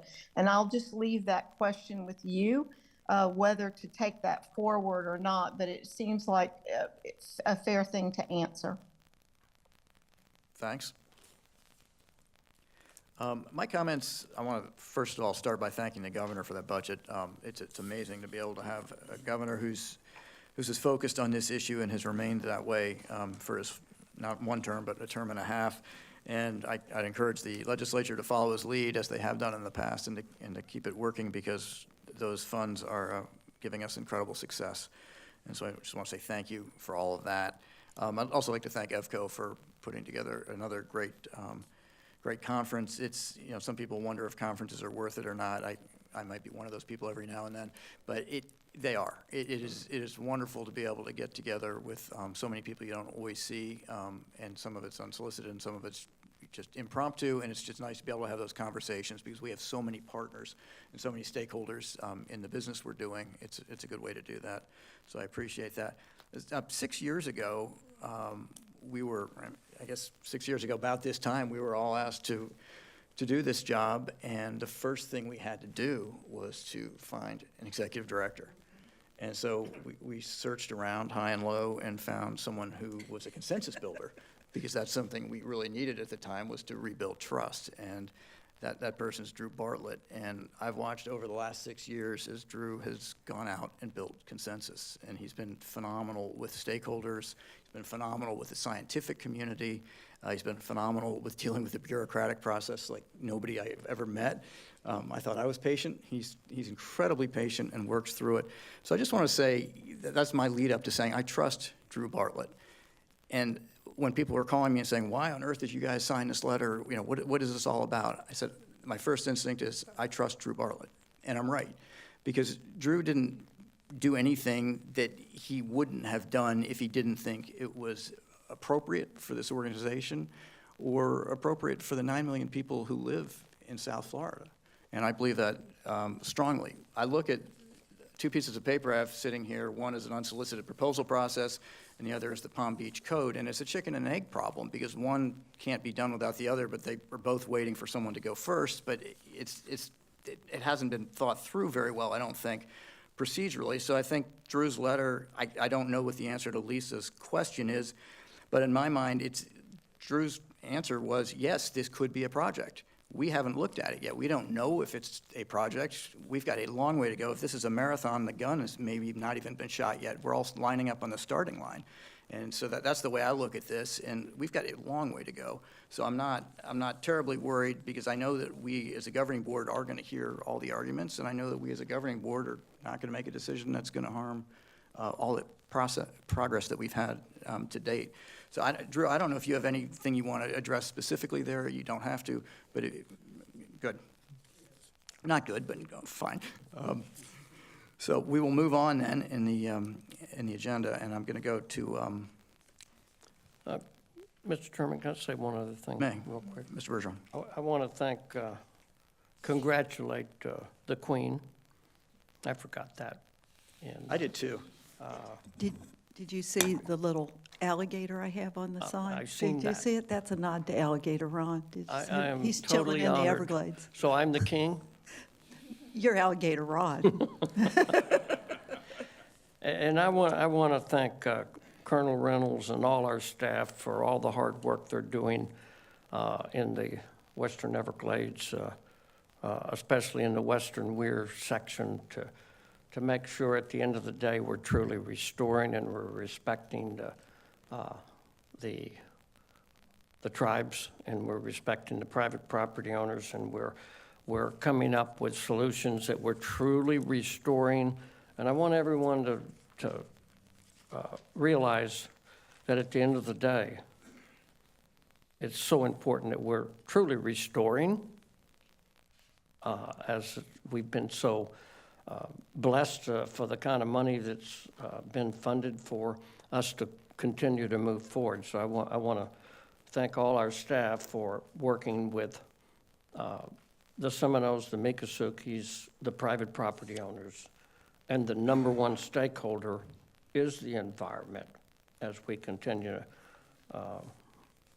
to go forward. The other thing I would want to say is that I think projects that are extremely important to moving water south and to benefit it, the global system, like the Blue Shanty, that's the last piece of the puzzle that will let water move south.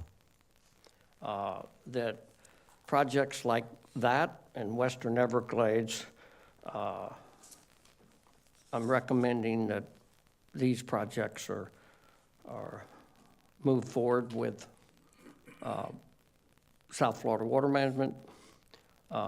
And the reason why I'm saying that, the Corps, the greatest builders across the world, and we got to do this together, but the projects that are critical to get the benefit of what we started building 25 years ago, the state's process, I think, is a little bit quicker.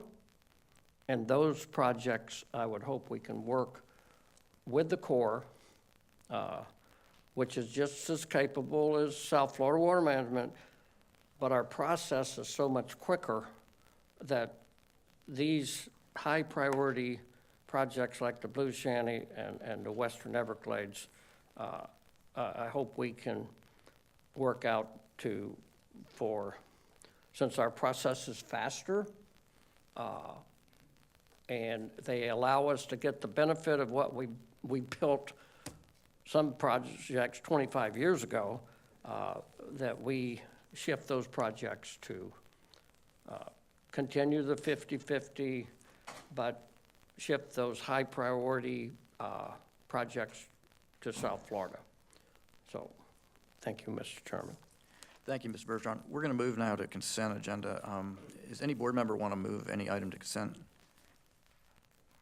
Are there any public comments on consent? Yes, Mr. Chairman. We'll begin with Mark Perry, followed by Caitlin Newcamp. Good morning, Governing Board. Mark Perry, Florida Oceanographic. Just 2 items on the consent real quick. Item 16, obviously, is dealing with SEP South and the Tamiami Trail. A very small acreage and conveyance, but relates to Mr. Bergeron's comments definitely about Tamiami Trail and lifting that trail up and working with DOT, FDOT as the partner. I appreciate going forward with that, obviously, to do everything we can to get that trail lifted and the bridges opened up so we can move that 2.5 million acre feet a year south. The number 19, the 10 Mile Creek Water Preserve Area has 725 acre impoundment and 143 acre STA. The designation is basically to get the water preserve area designated STA and the impoundment area so that it can be managed for public use and recreation. And it's a beautiful area up in the upper North Fork of the St. Lucie Preserve. It helps to store and treat that water that normally would run directly off through the Gordy Road structure into the North Fork. So I appreciate approving both of those. Thanks. Thank you, Mr. Perry. We'll hear next from Caitlin Newcamp, followed by Alex Larson. Morning again, Governing Board members. Thank you for the opportunity to comment. Caitlin Newcamp with Audubon, Florida. This is in regards to number 16 on the consent agenda. Audubon appreciates the ongoing efforts of the district and its partners, including the Corps, in advancing the Central Everglades Planning Project South Phase. The construction of the S356E pump station is a significant component for restoring the natural hydrology of the Everglades, which benefits both the ecosystem and the communities that depend on clean water. Last fall, Audubon and others noticed delays on the IDS for several SEP South features, including this one, and upon further research, discovered some real estate issues were unresolved. We recognize the necessity of acquiring the required easements and land rights to facilitate the construction of this project and the importance of the proposed exchange between the district and DOT. Thus, we support the proposed actions, and we're very happy to see this is back on track.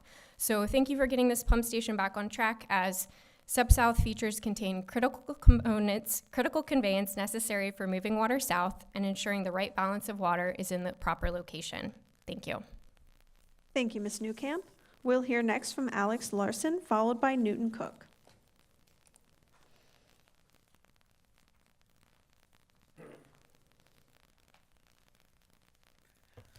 I am always saddened when I see the wave and slap, because everybody waves at us with one hand and then slaps the crap out of the taxpayers and ratepayers of the world. I don't want that to happen. I hope that we will deal with the rock mining situation in that letter that went out at Christmas time. I think it should be pulled or rescinded if the county is going to okay it, which they will. I am concerned about that. Lisa's right. Anyway, I'm going to go to my issue. Number 24. The North County Airport is a really better place for a heliport for the South Florida Water Management District. You want to put a heliport for your guys at Flying Cow Road and State Road 80 Southern Boulevard. It doesn't belong there, because to the south is the Arthur Marshall, 147,000 acres. To the north is the J.W. Corbett, 60,388 acres. We don't need any more poison out there. The Arthur Marshall doesn't need that. Everything goes downhill. I won't say the word that what flows downhill, but we all know what that word is. And this is something that doesn't belong there. Because even it's gonna be taken off 7, 8 times a day, even at a little bit, because they say they will fly 1,800 hours.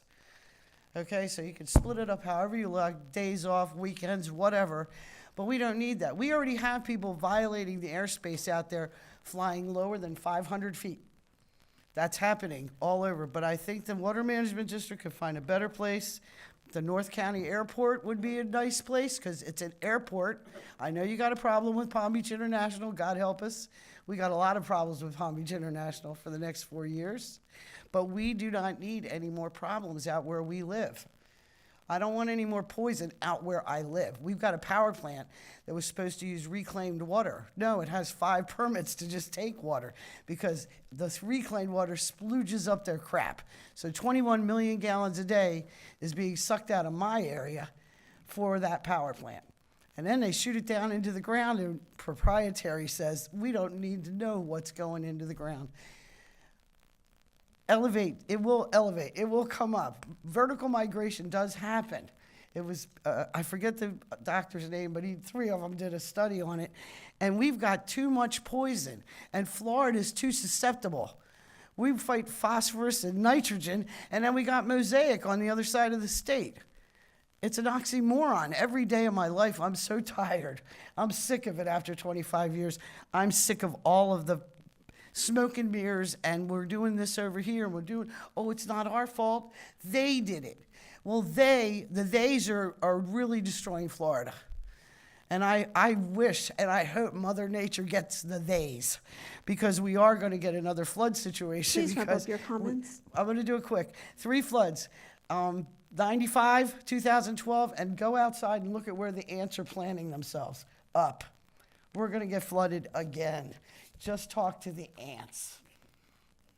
And pull that letter. Thank you, Ms. Larson. We'll hear next from Newton Cook.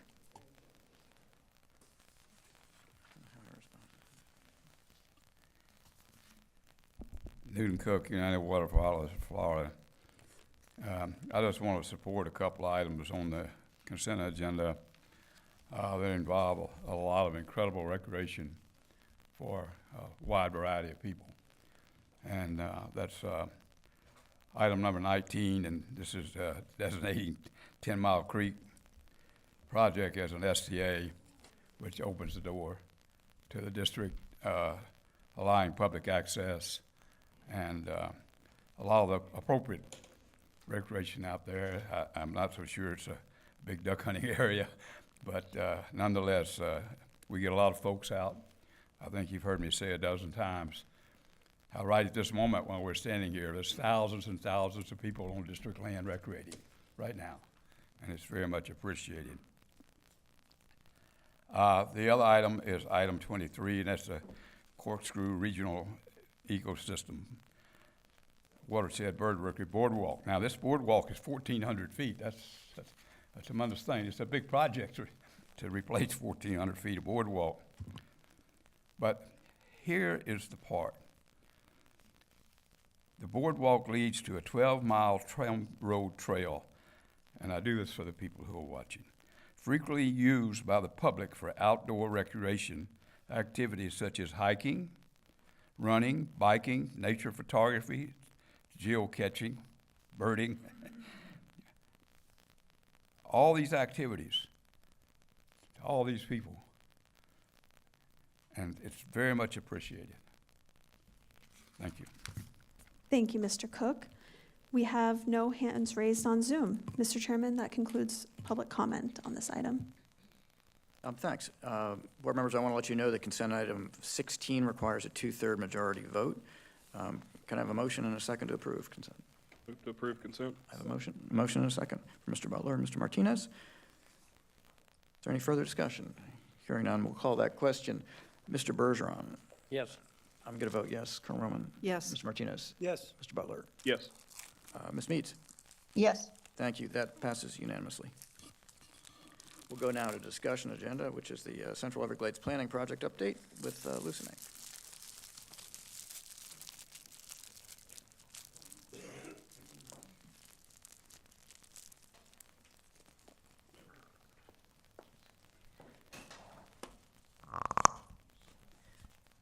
morning, Mr. Chair and fellow board members. I'm going to provide an update on the Central Everglades Planning Project, known as CEP. As you know, we like our acronyms, so I'll be saying CEP often.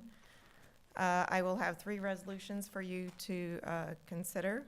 One is for the construction of US 27 bridges associated with the CEP Everglades Agricultural Area Phase, and 2 are for the construction of features on the CEP North Phase. So, as a reminder, this slide shows an overview of CEP and how it's broken down into 4 phases. So the overarching goal of CEP is to provide, improve the quantity, quality, timing, and distribution to help restore flow from Lake Okeechobee south to the central and southern Everglades. From north to south, CEP EAA improves the conveyance, storage, and treatment capacities by improving the North New River Canal, the Miami Canal, delivering that storage to the A2 reservoir, and then treating it in the A2 STA, which is already constructed and complete.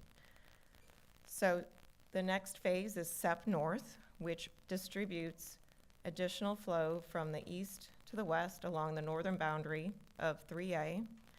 And this is done by improvements to canal improvements, new structures, and then the backfill of the Miami Canal. And this allows sheet flow, again, to flow through here instead of discharging straight down a canal. So as we move that flow and sheet flow south, CEP South opens up the southern system, moving water from 3A into Everglades National Park, and then the estuaries, the southern estuaries. And then the last component is the CEP New Water Phase, of which is complete. So it includes 5 miles of a seepage wall, as well as 2.3 miles of a state 8.5 square mile seepage wall. And this work is complete, and it's already working and keeping water in the park, which we think is amazing. So before I get to the first project for your consideration, I'm going to walk through some updates on CEP EAA, starting with the stormwater treatment area. This work is complete. This picture shows the plantings and grow-in phase of this SDA and how it's working, and it's working, so we're very excited about that. To describe CEP EAA, as a reminder, this portion of the project includes an additional 200 CFS flow being added to the North New River to be able to pull that water in. This contract, the North New River Dredging Project, is under construction.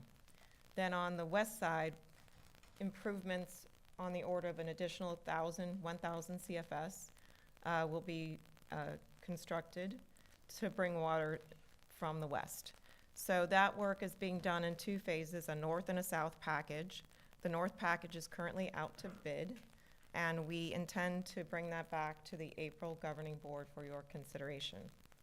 So the south package design will be complete this year, and its construction timeline will be based on future year budgets. So these 2 canal improvements support moving the additional flow south from Lake Okeechobee to store and treat. And to bring this flow into the reservoir requires this inflow-outflow canal. It's approximately 12 miles long.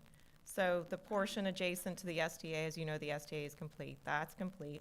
It includes an inflow pump station that's allows us to pull water in from the Miami Canal. And then the Corps has completed a good portion of its 7.3 miles, minus the additional segment through here, and I'm plus or minus. There is a construction village that blocks the balance of this construction and traffic for construction of the different reservoir packages. So, and then the balance of the inflow-outflow canal will be with the US 27 package. That's an item on this agenda for the bridge crossings that brings that North New River flow into the project. So a big step forward for the EA. The reservoir component is was awarded by the Corps' Jacksonville District. It's their largest construction contract ever. We participated in their pre-construction partnering meeting here with the Corps and their contractor in this auditorium in January. That's pretty exciting for us. So the existing construction village here, like I said, is in the way of the inflow-outflow canal and required to be moved to this new location, which will house the reservoir contractor as well as the other contractors. So we took this work on. It's complete. It sits on about 70 acres of district property and ready to mobilize for the reservoir contractor. Right here, you can see this is the FP&L Roadrunner substation that we contracted to bring power to the site. So moving to the agenda item, US 27 runs along North New River here. It is a major highway, so these bridges are necessary because the inflow-outflow canal design brings it under the roadway and into, connecting to the IO canal. So the green is the limits of the Corps construction, and the blue is the DOT's portion of the project. So this project is going to move the reservoir, and STA will move an additional 370,000 acre feet. It's an average annual number, south and through this connection. So you can see how important this small little project is in the scheme of the whole big project. We've been working closely with DOT on the design of this feature to sequence work so that it's compatible with various other construction contracts as well as traffic control for ag producers and other industries who use Highway 27. So under our existing local funding agreement with DOT, the board approved in 2021, we're completing the design. So this agreement, this second agreement, will support the construction component of that work. So this agreement allows them to, if approved, move forward to contract out the work, go out to bid and contract out the work, which builds as mentioned, 2 new bridge crossings and a canal connection for 3,000 CFS flow. So that's not small flow. And it also supports the related services such as engineering during construction, construction inspection and management services, as well as contingency. This money will be placed in escrow, and whatever balance is left comes back to us at the end of the project.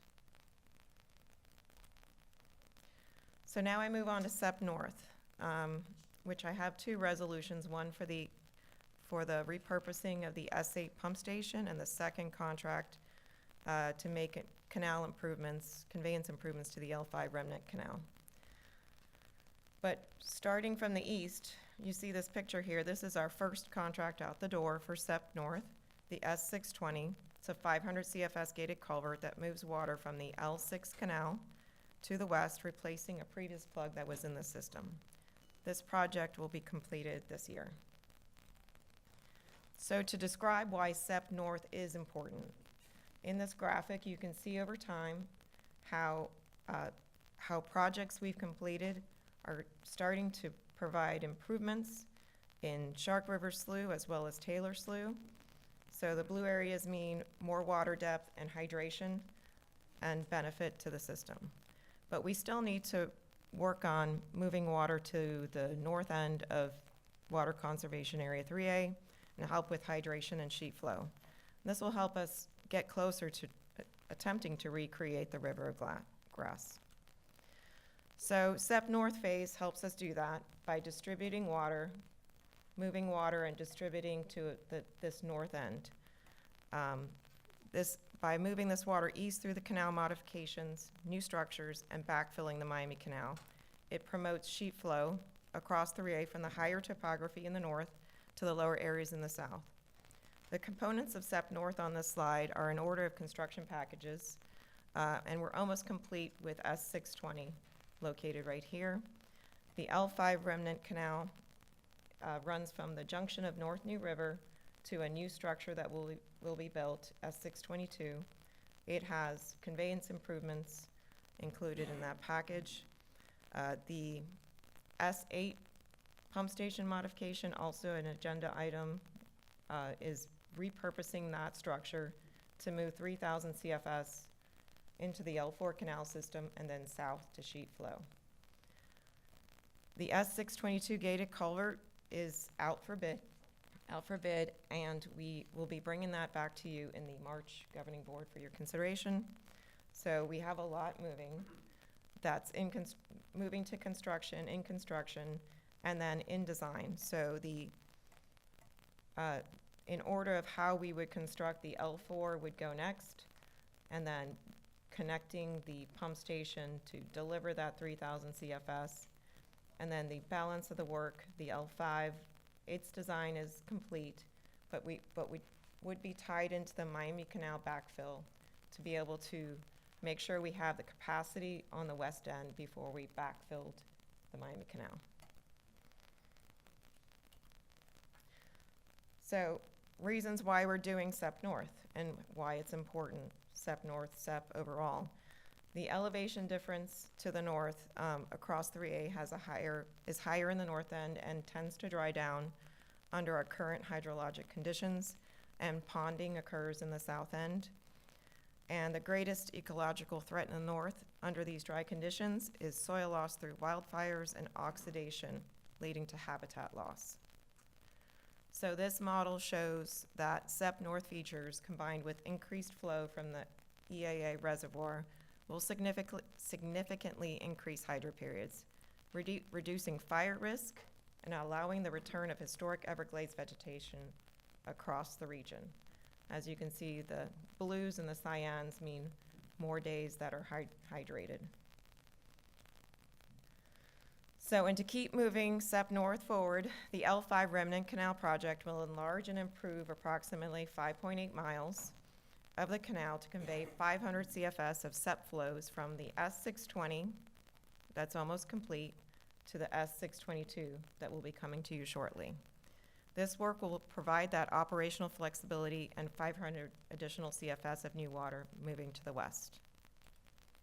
The S8 pump station modification, built back in 1962 by the Corps, repurposes 4,160 CFS capacity to flow 3,000 CFS to the west, with the balance flowing south for flood control.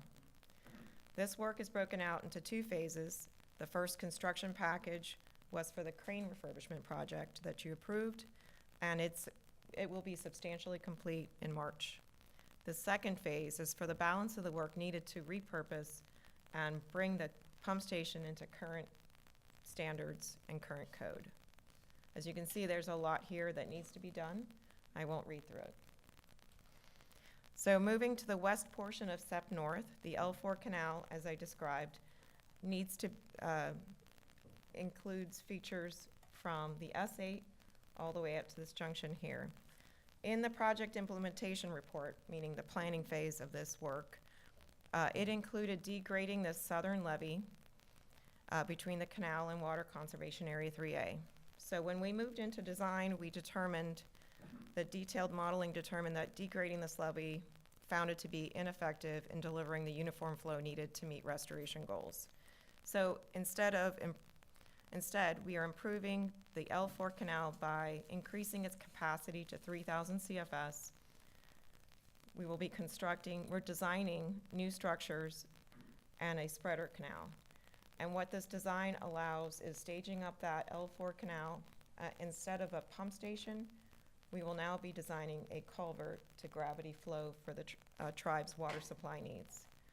In addition, the S8A, which has that 4,160 CFS capacity, we are designing a connecting canal to deliver that 3,000 CFS with a structure in the Miami Canal to flow the balance going south. So moving back to the east, between S8 and S622 is the L5 canal expansion. This section, conveyance section, would be improved to flow 3,000 CFS allowing us to move that water to the west. And like I mentioned before, we will be combining these two packages to move together. We want to be able to excavate, process the material, and truck the material south to backfill from the south to the north. So to minimize rehandling of materials, that is why we're combining those two packages. In addition, the reason why we went to the L4 first is because we want to make sure we have that capacity to move the water for flood control before we backfill the Miami Canal. And this will be the last component of SEP North. So SEP EA has a partnership, what do you call it? I'm blanking. Partnership crediting agreement. But SEP EA has the PPA, SEP North has the PPCA, pre-partnership crediting agreement. So some of the changes I mentioned on L4 are not in that PIR, and what that required was a validation report. And so with that validation report, we'll be able to move on the L4 canal improvements, and that will be complete in 2025. But moving back to our two items on the agenda, we're hoping for our permits, 408 and 404 permits this March. Moving on to the 622, we're hoping for the amendment to the PPCA agreement in April with our permits in March, and be able to move out on those 3 construction contracts. So all other features are part of the PPCA and are covered under existing agreements. And I will ask for questions first before moving on to resolution. Do we have public comment? Yes, Mr. Chairman. We will hear first from Mark Perry, followed by Caitlin Newcamp. Governing Board, just a comment that these are, critical components of the SEP North and all the SEP features inside. So we're anxiously wanting to go ahead, obviously, with completion of all these kind of components. And we remember the times when everything was combined into SEP North, South, and it's critical that we get going and move these components forward so we can get that water moving in the right place at the right time, right quantity, quality distribution. Thank you. Thank you, Mr. Perry. Next is Caitlin Newcamp. Good afternoon, Governing Board members. Caitlin Newcamp with Audubon, Florida. We would just like to commend the district for its continued work on the SEP EAA project. We recognize the importance of the US 27 bridges as a vital component of Everglades restoration and water management, particularly for reducing harmful discharges from Lake Okeechobee to the northern estuaries, and provided much-needed storage, treatment, and conveyance to the southern Everglades. It is essential that the design and conveyance of these bridges, as well as the canal segment, maximize hydrologic connectivity and contribute to the natural flow of water in the southern Everglades. In addition, we support the continued advancement of the SEP North features, including the L5 Remnant Canal improvement and the S8 pump station modification, which are vital to restoring the hydrology of the northern Everglades and enhancing water management in Water Conservation Area 3A. SEP North is critical to improving water flow, quality, and habitat in the northern Everglades while supporting flood protection, wildlife conservation, and long-term ecological health in South Florida. It is a key part of ongoing efforts to restore the Everglades and ensure a balanced and viable water management system for future generations. So overall, Audubon, Florida supports the approval of all of these SEP projects, and we urge the district to continue prioritizing environmental protection, adaptive management, and long-term restoration goals as these projects move forward. Thank you. Thank you, Ms. Newcamp.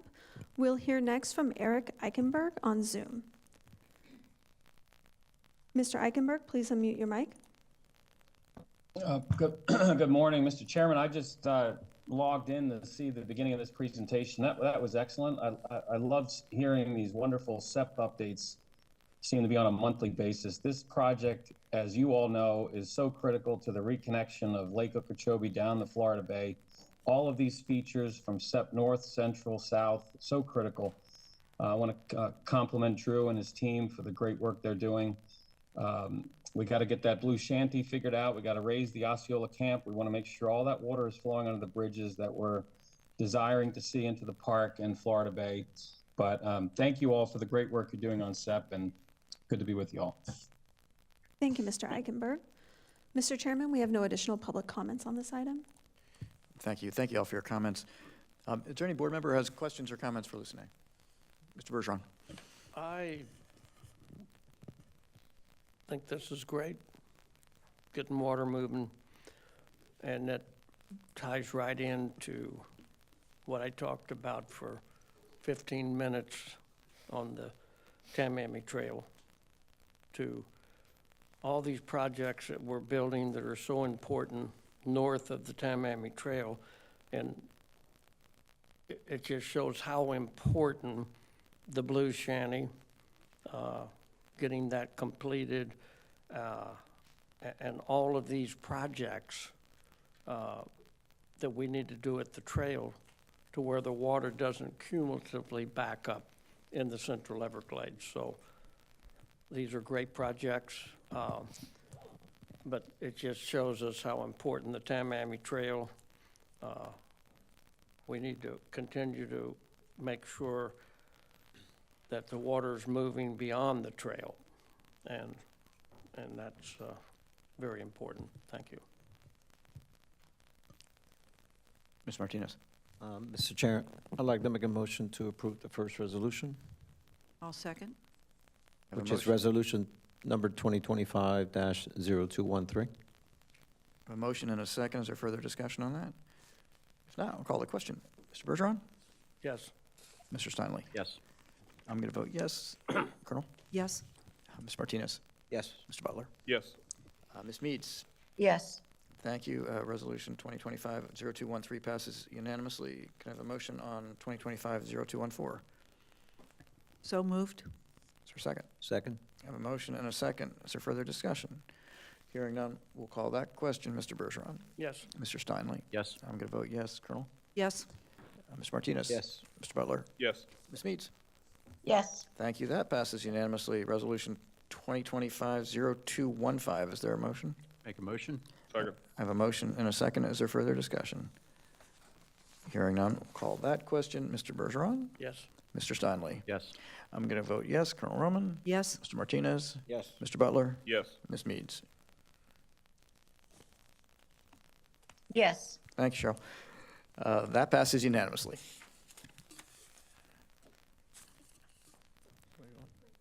Okay, we're going to break now for lunch. We'll be back around 12:15-ish.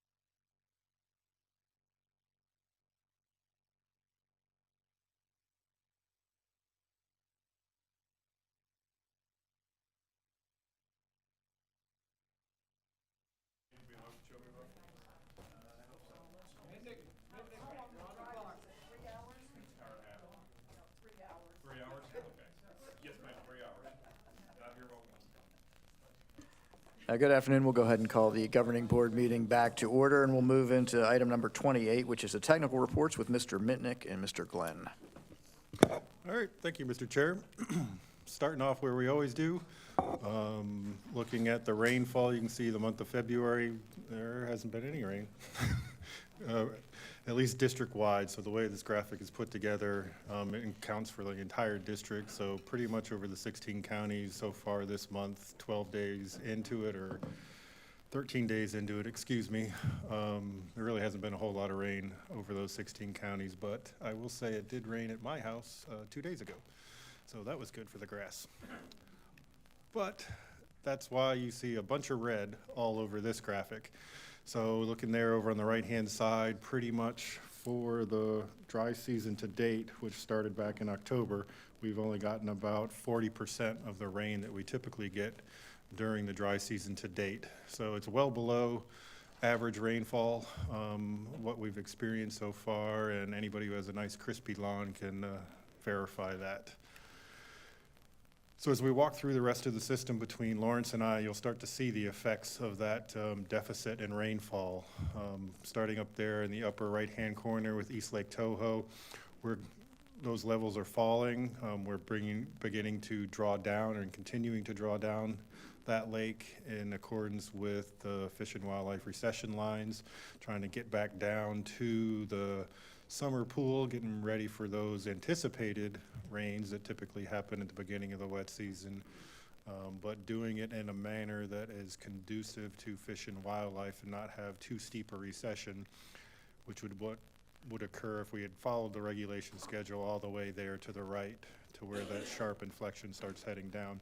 Similar stories, you go over to Westlake, continuing to draw down Westlake and move that water through the system down into Kissimmee, Cypress, and Hatchaha, again in accordance with that Fish and Wildlife recession.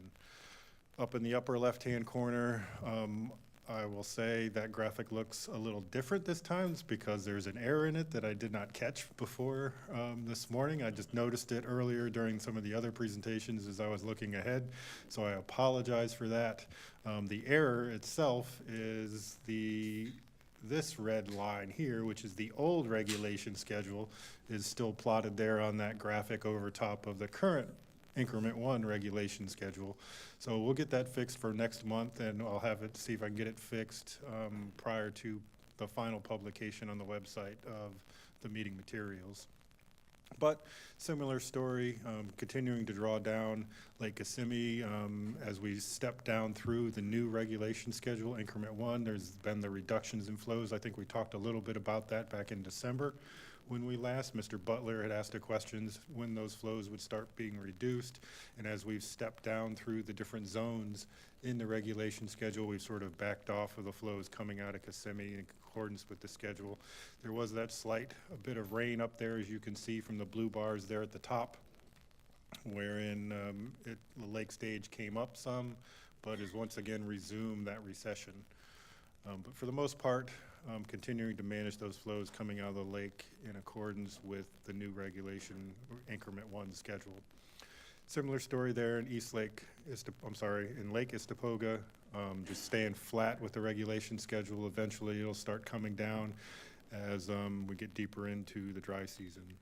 And with that, Lawrence? Sure. Go back quickly. John's talking about this recession line, which is right over here. It's especially important for snail kites, and we got our first snail kite nest in Lake Toho, so that's the first nest for the season across the state. Coming down into Kissimmee, you see a year ago, a month ago, and the current conditions. So currently there's 880 CFS coming down the Kissimmee River. It's not enough to push water up and out onto the floodplain, so that floodplain is starting to dry down.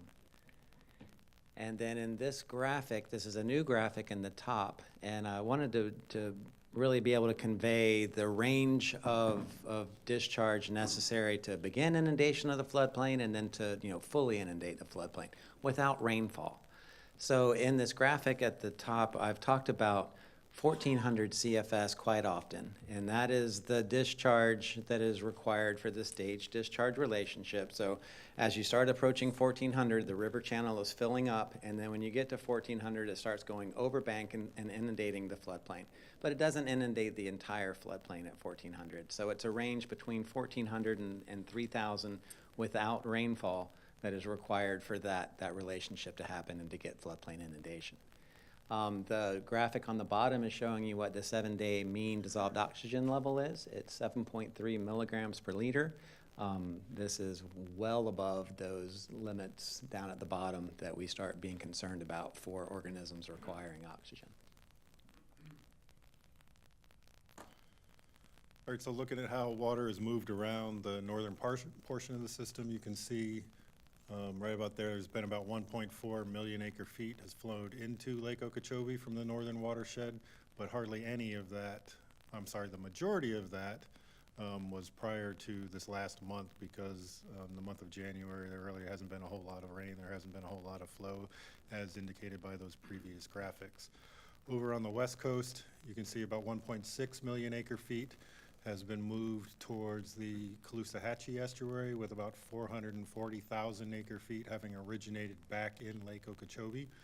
Over on the east coast, now with the recovery operations underway, you can see there's been about 253,000 acre feet of water come out of the C-44 basin, inclusive of Lake Okeechobee, adding or contributing about 116,000 acre feet of water from Lake Okeechobee through the C-44 canal to the St. Lucie estuary. Looking at the other two inputs at C-23-24, you've got about just shy of 250,000 acre feet of runoff for the water year to date going to the St. Lucie estuary, and then about 111 or so going out C-25 into the Indian River Lagoon up in the Fort Pierce area. So that kind of takes us to Lake Okeechobee, and what there's been a fair amount of discussion, as you're well aware, over the forecasts and the projections of recovery operations and where the lake may end up. So this analysis is the conditional position analysis that we switched to a number of months ago. It is inclusive of recovery operations as described in LOSUM, and also takes into account the climate projections for the next couple months through the rest of the dry season. That big gray box there is just meant to cover up the wet season, because the tool that we are using does not predict reliable results out into the wet season. So it's good for the application of the dry season from now until about June 1st. But once you get past that, then there's other things that need to be taken into consideration. So right now, you can see, based on the different percentiles, this red line here is the 50th percentile. So coming down, what that should tell you by June 1st, you've got roughly 50% chance, or probability actually, that the lake will be at just below 12 feet by June 1st. And then 25% probability the lake has a chance of getting down to just below 11.5 feet. So that's the tool that the Water Management District has been using in combination with the traditional dynamic position analysis. Again, all of that is posted out on the district's webpage for everybody to go view and peruse at your leisure. I will also share with you, this is the forecast that the Corps of Engineers presented at the public meeting just earlier this week. This tool is a little bit different than the one that we use. It has some assumptions built into it, and you can see up there, up in the upper right-hand corner, what those assumptions are and the different scenarios. So there's 3 scenarios and the 3 dotted lines that you can see. And then down at the bottom of the graphic in the table is what the forecasted low on the very given date based on each one of those scenarios. So the scenarios run if you continue recovery operations through May 1st, or you stop and curtail those recovery operations March 15th, or versus if you had done it earlier in the beginning of February. And the likely outcome given an 80%, how do I say it, an 80% probability for precipitation. So The district's tool we take into the climate forecast based on the Climate Prediction Center. This tool just assumes if you get 80% average rainfall from now through June 1st, and that's inputs into the lake, and then you would have these protected lake stages. Right now, we have been tracking about 40% of average rainfall, so that's sort of the difference between the two tools as you go. One isn't better than the other, they're just different approaches and more information to, for decision makers to evaluate as they reach their conclusions in the operations. Don, can I ask you a question? Certainly. So I think you said in November that you average you think it's about a foot a month that you lose off the lake? And Generally speaking, over the course of a dry season, a normal dry season, you lose about 3 feet. You can generally break that up into 1 foot for evaporation, transpiration, 1 foot for water supply, and 1 foot for other uses, flowing water south. Okay, but it's February 15th and we're at 14 feet, right? And June 1st that'll be 3.5 months away. So my simple math is taking us way below 12 feet. Yeah, that's what everybody's been evaluating right now. There is still a high likelihood of achieving success in the recovery operations. And Lawrence can talk a little bit more about what that means to the lake. And every day below 12 feet is a good thing. So there's still a likelihood of success. Now, having just said that, there are other considerations, and Lawrence will talk some about this when he talks about the estuaries. There's other considerations that go into recovery operations, such as the estuarine conditions and what impact those operations are having on the estuaries, if any, as well as the impending spawning season in the estuaries and that reproductive time frame that the estuaries go through. We don't want to limit that in any way, shape, or form either. So right now, what we're signaling in our weekly recommendations that Drew has talked about with the commander is that we're recommending that recovery operations continue while monitoring the estuarine conditions, but with a mindset to start implementing reductions in the beginning of March. So that's sort of what the district is recommending at this time, and we reassess that recommendation every week. Mr. Chairman, if I could. John, the Corps forecast at the beginning of the dry season, wasn't it higher for a higher lake than what the district forecast, and here we are now, the Corps forecasting lower? Yes, it was. So is that because the recovery mode wasn't put into their forecast, or what's? No. They did also present that slide that you're talking about. They had a December forecast in the public meeting. I did not include it in my slide deck, but you are correct. The December forecast, based on the same tool that the Corps had predicted a higher stage at that point in time. The difference between then and now is the lack of rainfall. We've been tracking 40% of precipitation instead of an assumed 80%. So that's why this forecast has come out lower and increased the likelihood or the chance of achieving success. It's because Mother Nature simply dried up the skies. And one more quick question, I'm done here. The goal under recovery as part of LOSOM was under 11 for 60 days? 11 and a half. Under 11 and a half for 60 days, or under 12 for 90 days? Correct. And I was sitting here, having to do math in my head, looking at the blue line, counting down and counting the days and then counting their orange line. It's already calculated down here at the bottom right. But you can do it. Go ahead and verify. Yeah, That's fine. all right. So it was 97 days on scenario 1 and 69 days on scenario 2. Again, LOSOM envisioned for recovery 90 days. 12 and a half. I'm sorry, For 12, at 12 for success. Correct. Okay. All right, we'll follow up after. I want to hear after the estuary conditions and follow up on discussion, maybe after the end of this whole presentation. Sounds like you're up, Lawrence. Sure. So what we're seeing here is, the big take-home message is the graphic on the right-hand side, where orange is combined inflows and the green and the blue is combined outflows. So they're outflowing a lot more than is coming into the lake currently. You go over to the left-hand side and you see what's coming in at 900, basically 1900 going out S77 and 740 going out S308. Now, this is a pretty interesting little data figure here going. You've got 238 CFS going south. You have 235 going out east and west, and you have 239 going out, 2,390 going out through evapotranspiration. So you have three different processes there that are taking water off of the lake at basically the same rates. And from this point forward, evapotranspiration starts really picking up. We'll get into the next month where that'll be, I mean, we see numbers of 3,400. So evapotranspiration, John has talked about it before, in the beginning of the dry season, it's kind of operations, and then it moves to how water is moving out. And the second half is evapotranspiration and water supply. So we're kind of teetering, we're on that pivot point right now, and we're going to see evapotranspiration really pick up and do the more than what we're doing on either of the other outlets. So where are we in terms of the different ecological envelopes? If this was a regular year, we would be at the bottom end of the standard ecological envelope.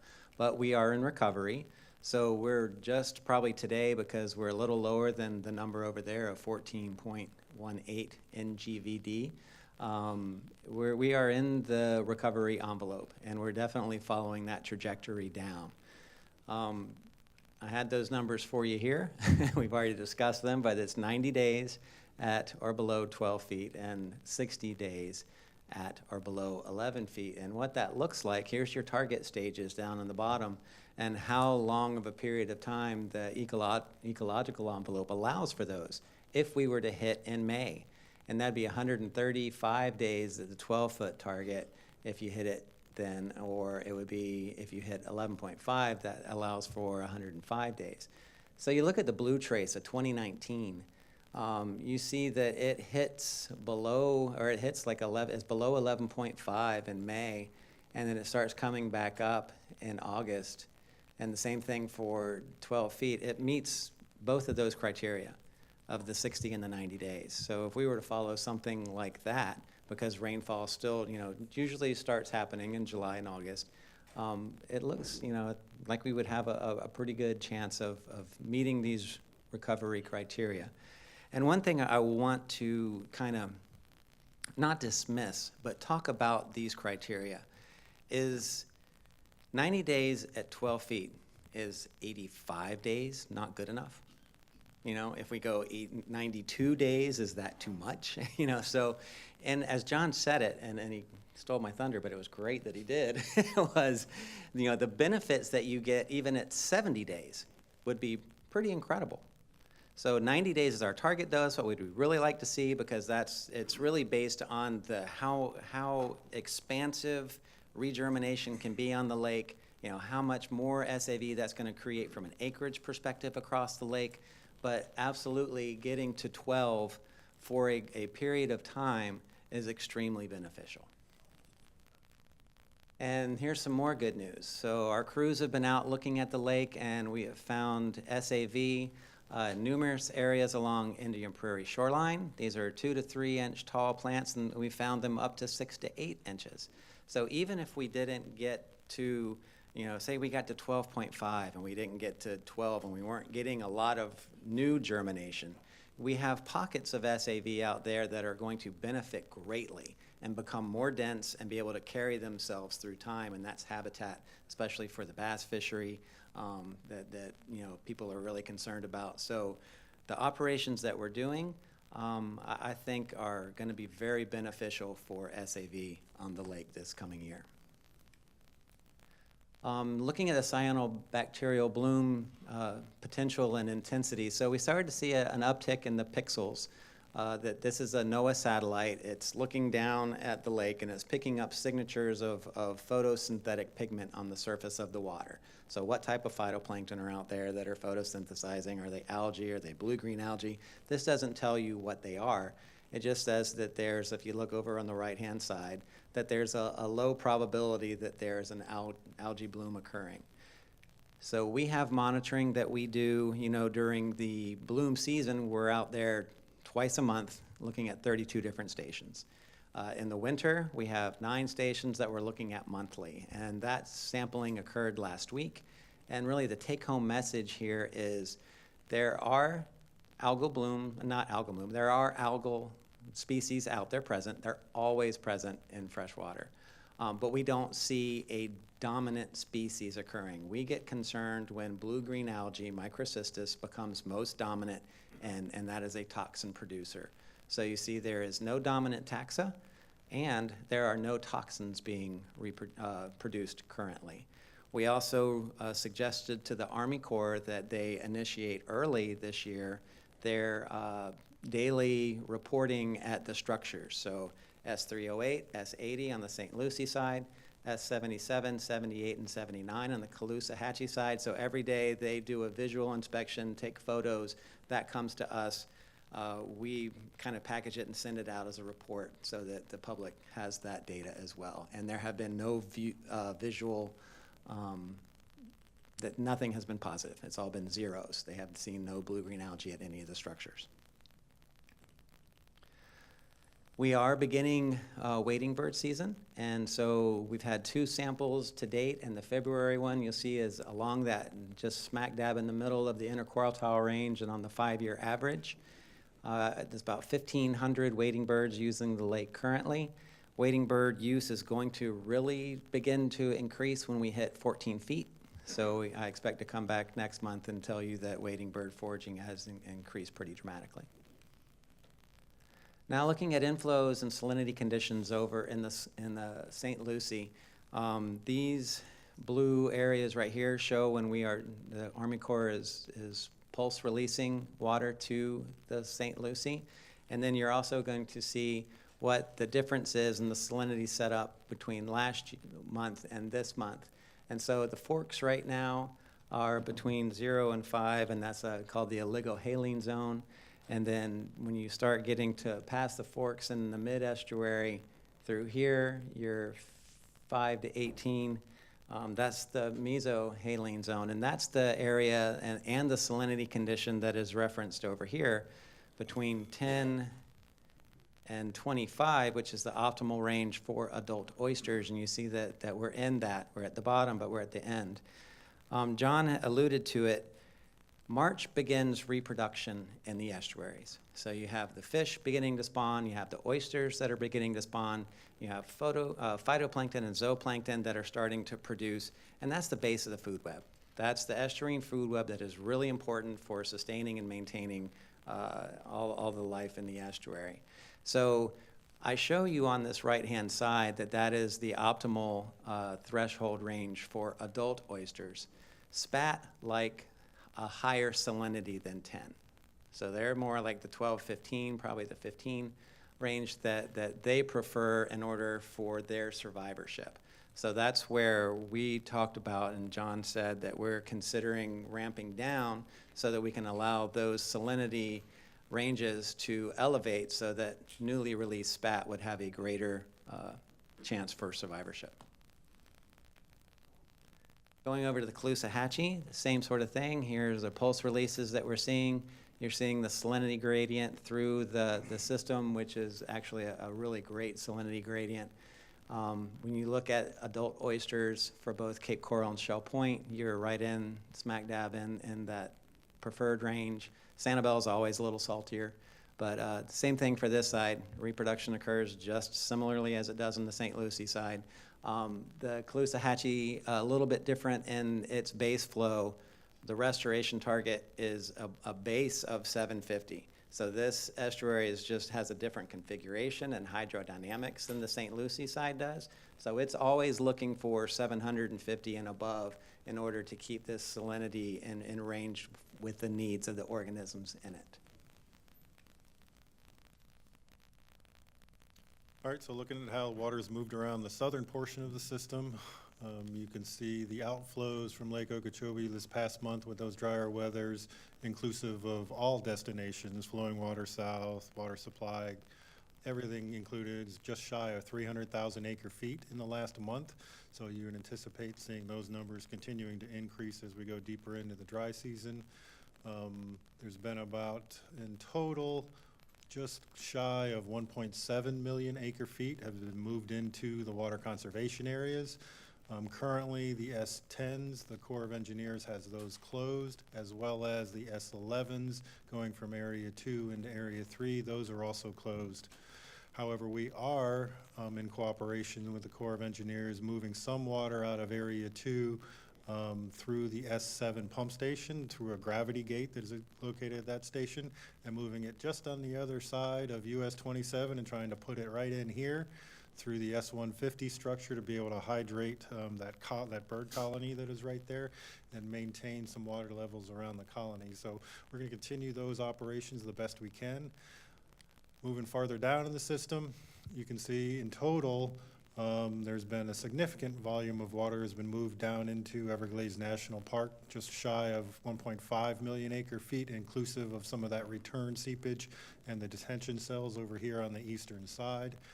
Along the lower East Coast, from Miami-Dade up to Palm Beach County, there's been just shy of 2.5 million acre feet has been moved off the lower East Coast in the urbanized areas to the Intercoastal Waterway, with about 1.5 million of that 2.5 million actually being directed towards Biscayne Bay. So with that, looking at the stormwater treatment areas, you can see so far this year, the stormwater treatment areas have treated just over 1 million acre feet of water and processed that 1 million acre feet of water through them since going back to May 1st of last year. What you'll notice different this month than when we met in December is this bar down here at the bottom is getting a lot larger. You can see with the drier weather that I've already talked about, the moving water south, we're continuing to process that water through the stormwater treatment areas, and that 153,000 acre feet is what we've been able to do so far this dry season, just coming from Lake Okeechobee. And you'll notice if you look back across the years, that's the highest total since 2019 that we've been able to process through the stormwater treatment areas during the dry season from Lake Okeechobee. That is mainly attributed to the drier conditions. When it's not raining, then we can move a lot more water, as evidenced back here in 2015, when there is a sizable amount of water moved during the dry season. That 586,000 acre feet was able to be processed through the stormwater treatment areas because there was a lack of rainfall south of the lake. So we're on track this year to continue to see more water moving south. Right now we're doing about 1,100 cubic feet per second, solely attributed to moving water south through the stormwater treatment areas. In total, outflows from the lake this morning were just over 2,000 CFS, with the balance being for water supply, but 1,100 of that 2,000 is going to the STAs and down into the Central Everglades. With that, Lawrence? Sure. So John's already talked about the numbers, and we have a substantial amount coming from the lake. Always want to keep in mind that the dry season is the time where we go in to help vegetation that's been stressed through the wet season because it gets deep. It's deep for a long time. They're doing their job. They're doing their job very well. But this is our opportunity to go in and do that. But we always are looking for opportunity to move this lake water through. So most of the treatment cells, as you see in the bottom graph, most of the STAs are at their target stages, except for STA 5-6. That one tends to dry down, but that's what the C139 FEB is going to come in and help ameliorate that condition. But you see, John talked about flows that we've been sending through the STAs, and in the last week, that gives you the volumes of where they're going. We try to send it through 2 and 3-4, that's the central flowway. And these numbers almost, what we're putting in is almost exactly what's going out. Some state cells we're actually holding water in for different tests, and I'll get into that in this next slide. So when we look for taking lake water, the preferred flow path is the central flow path, and that is STA 3-4, which is on the left-hand side, and STA 2 on the right-hand side. So we're currently taking 600 CFS into STA 3-4, and that is 200 CFS per each flowway. In STA 2, we're taking 100 CFS each in the flowway 4, which is this one up in the top, and flowway 5 at the bottom. This cell or flowway is offline currently, as SAV recovery is going on in there. These two flowways are not being used currently because upstream nuisance vegetation is being treated that we do not want to come into the STAs. This is vegetation that's not helpful in reducing phosphorus, and it's also harmful to the plants that are in there.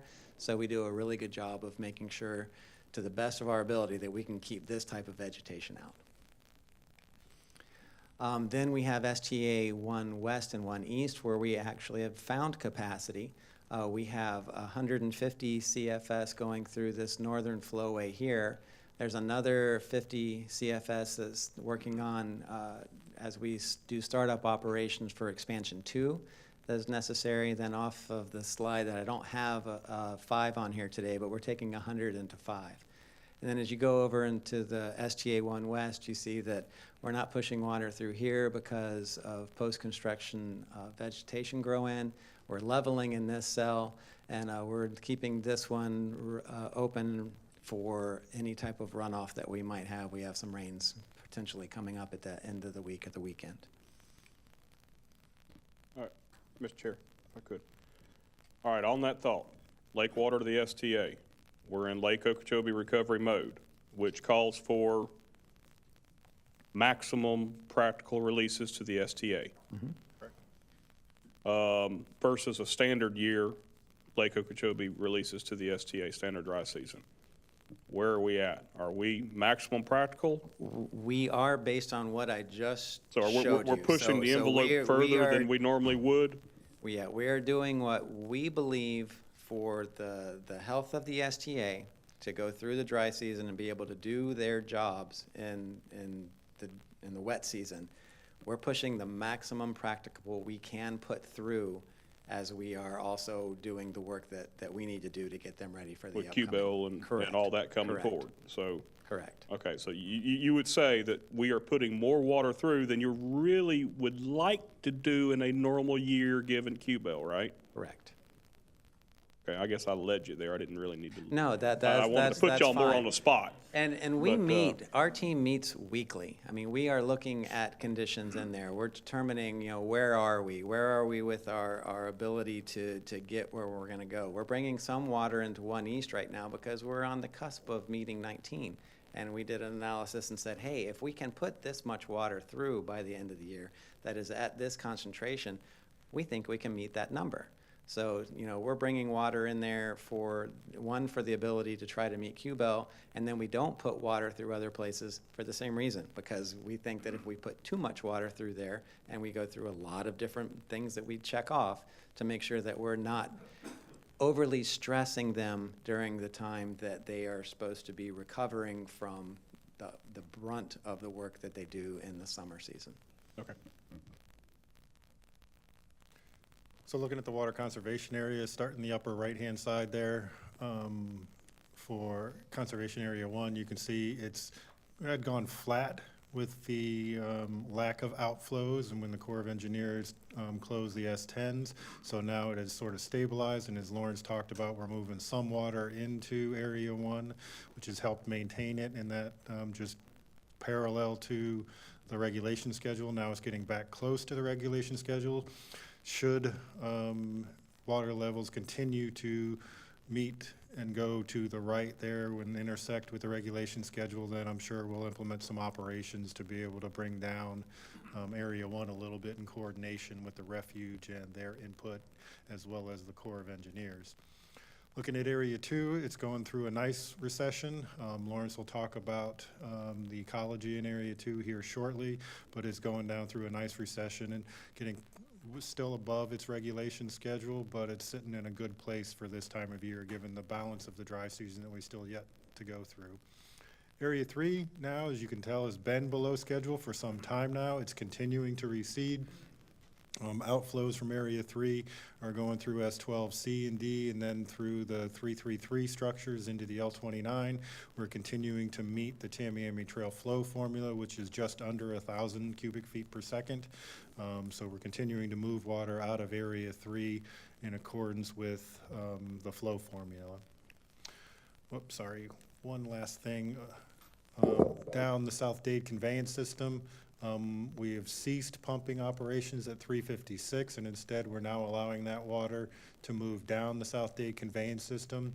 to the 332 pump stations in an effort to sort of maintain the hydrologic ridge that sets up by putting water in those detention cells and therefore limiting the amount of seepage that comes out of Everglades National Park and holding that water back in the park. You take a look at these three figures, and it's going from December, January, and into February. And there's some circles on here to help guide you as we look. And you see at the top end of Water Conservation Area 3, the northern end, that water level has declined. It's starting to approach soil surface. You heard Lucene talk about how the significance and the importance of SEP North is in keeping that area hydrated. So we get concerned when it does dry down completely about that soil. That's where we've had the most soil loss through time in the Everglades, and it's either going to oxidize and blow away, or you can have forest, fires, wildfires that come and burn it away. And remember that peat layer that's there, it took thousands of years to build up, and a fire can take out several inches of that very quickly. So that's a concern. But one thing we do know is that the operations that we're doing, and I'll get to this in the next one, the operations of keeping this area hydrated and the water that we are putting through the STAs is keeping the recession rate in this area pretty nice, but I'll get to that in a minute. The ponded condition that occurs down here in the bottom of the system has definitely diminished. You see the greens, and compared to what that is on the scale right here, ponded, we're thinking 2 feet and above. That is now absent. Big Cypress is very dry currently, and then you go down further, and so you have Lossman Slough, you have Shark River Slough, and you have Taylor Slough. That hydrologic connectivity is starting to diminish, but it's still there. So as water is coming down, that connectivity is still there, especially over on the Taylor River side to provide water to Florida Bay. Now here's where we get into the left-hand table, our recession rates. They have minuses in front of the numbers, and that's saying how fast water is starting to decline. And on the right-hand table is what are water depths. So something to note right here is that the bottom end of 3A is receding a lot more quickly than the northern end of 3A. So the operations that we're doing at the northern end are definitely beneficial to that area, and that's where the Alley North colony is, and I'll have more discussion about that in a minute. But that area also is the driest. So we're doing, I think, a really great job of bringing water through the STAs and that operation from Water Conservation Area 2 to keep this area hydrated.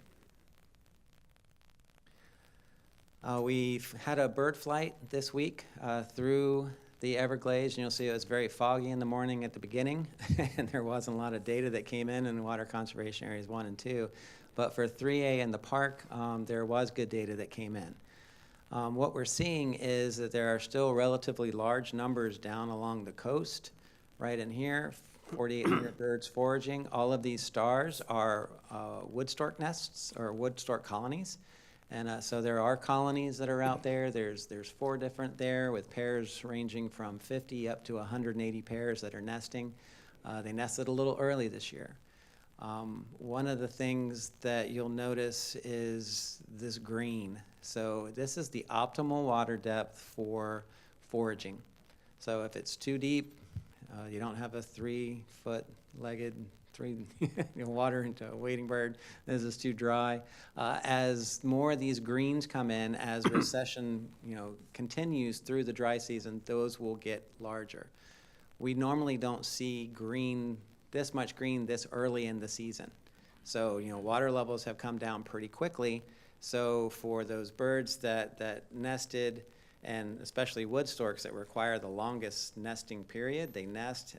It takes them the longest time to fledge their young. Their young are quite large. I'll get more to that in the next one, but there's a concern that for wood storks, can they ride out the remainder of the dry season and still be able to fledge their young. So there's two different gauges that we look at relative to different colonies that we have of wading birds out in the Everglades. This particular gauge is in the north, and it has to do with the Alley North colony. And for the Alley North colony, we like to see water depths at 9.5 feet or above on the 15th of March. And that's just a data-driven date and water depth that we have seen. If it's not 9.5, we do not have substantial nesting. If it's greater than 9.5, we have nesting and it's successful. So it's the ability of having the water there and then have the recession as the young are hatched and the parents can go find food for their babies. That's what that really relates to. And we're seeing currently, we are on line to staying on that target. So we think we'll have a good, or an average at least, wading bird nesting season at the Alley North. Now, further south, where those stars were and the stork nests in Water Conservation Area 3, we would like to see water depths of 1.5 feet at the beginning of March, declining to about 0.5 foot at the end of the season. Difference being here, storks are fish prey based. So they're looking for fish to feed their young. They're not looking for anything else. Like ibis can go in moist soils. You'll see them in your yard. They can find whatever they need. Storks want fish. So if the water depth isn't there to sustain the fish, that's an issue. So what we're seeing in this graphic here is this is the observed data, the blue line, and this all connected. And this dashed line is basically the average of this recession and how it would play out to the end of the season. The green box is in between these two depths that are necessary for foraging. So we would want that blue line to spend a lot of time in this green box for nesting to be successful and fledging to be successful, but it's only going through a small part. So that's where we're going to keep monitoring to see how this plays out for wood storks this season, whereas ibis we think will have a good nesting year. Coming down into Biscayne Bay, salinity is dropping. Can I ask a question Yes, before sir. you move out of the conservation areas? Yes, sir. We're a foot above schedule in 2, and we're below schedule in 3. I know the S11s are closed. You have water flowing on the north boundary over into 3A? Taking water out of 2, Two. bringing it back up, and bringing it down into the top, into the northeast. Yes, sir. What do you got flowing out of 2 to 3? Do you know that number, John? John's looking for that number. Okay. It's better, obviously, to be at the farther north end with this water to flow across the whole face of Correct. 3, especially where these colonies are, but We have just over 200 CFS going through S150 right now. is that all you can put through there? Based on the headwater and tailwater conditions, yes. But, Lawrence can correct me if I'm wrong, that is sufficient right now to be able to maintain the hydrology around the super colony. It is, and we would like to, instead of like opening the 11s and trying to bring all that volume of water out, the volume of water that's in there now, if we can have that to maintain this operation as long as possible, is what we think is most beneficial.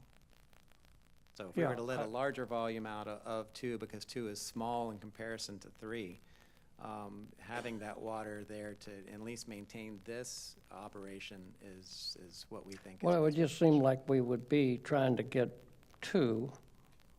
Obviously, you want that 200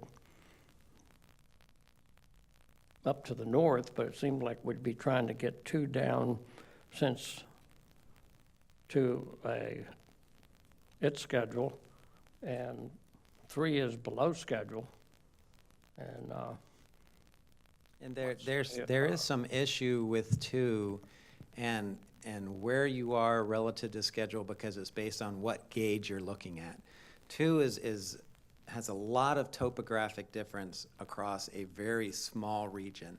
And if we were to come down to schedule, the top end of 2 is going to be very, very dry.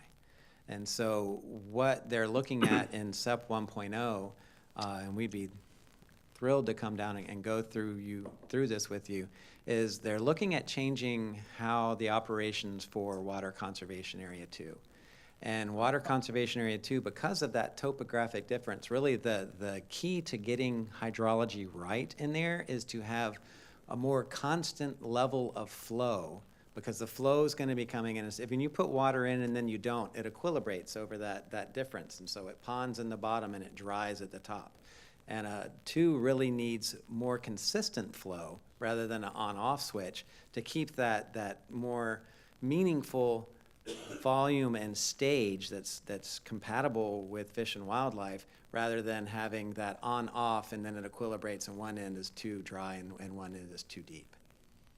So that's what we're going through in the SEP 1.0 reevaluation, and that's what our scientists are saying is the best method for that particular water conservation area. Well, I think that being a foot above schedule going into the rainy season is not good for that area. We have, I'm very familiar with it. We've always had, obviously, on the north end dry and ponding on the south end. We got the same thing in Area 3 on the south end. Yes. But how do we get the ridge and sloughs in 2A and 2B and with the proper water flow and stay as much as we can within the compatible water depths with the wildlife and the plant communities? It's always been a concern of mine. And so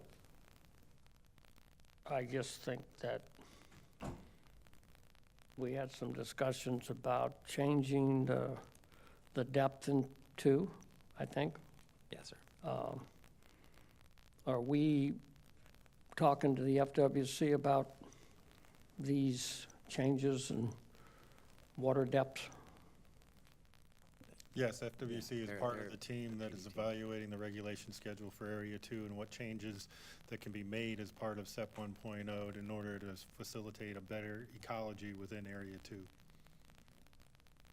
Yeah, well, I definitely want to be a part of those discussions when y'all go forward, because we've had tremendous devastation to the wildlife in 2A and 2B, and due to the depth of the water.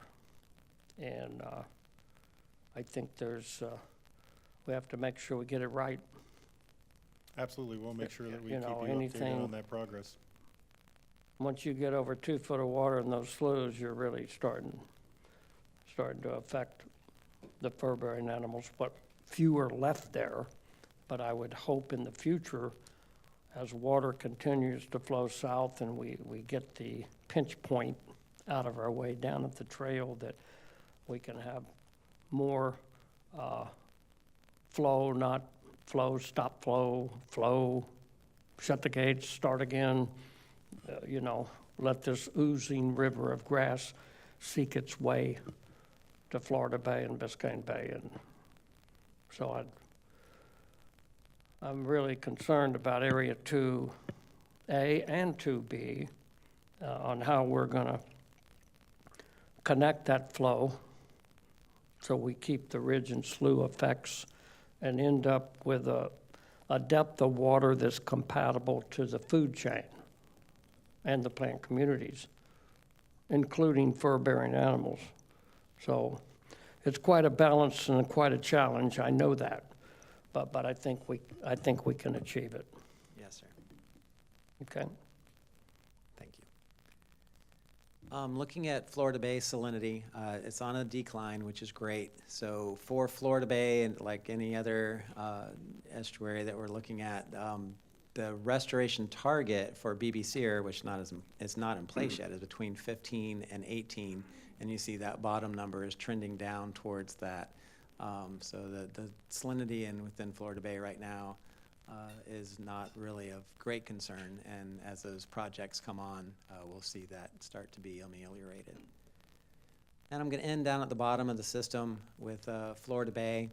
So here we have, on this side, what salinity is like in the eastern and the central and the western. You have the hypersalinity value of 40.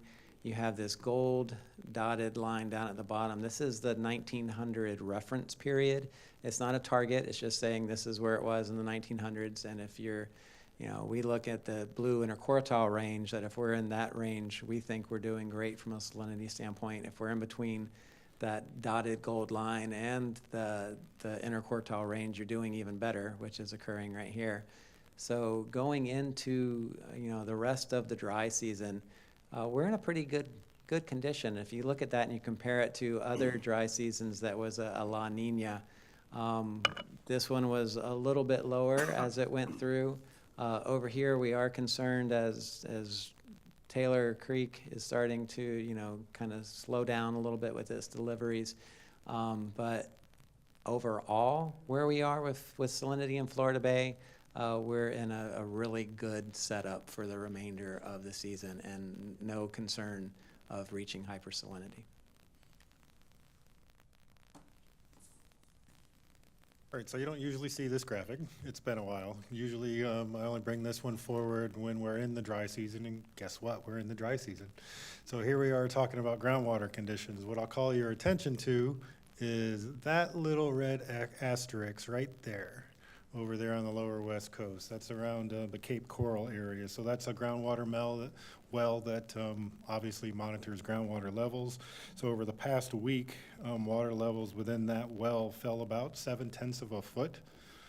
We've talked about this area in the past, specifically last year, probably right around the same time last year. So it's back at the forefront again.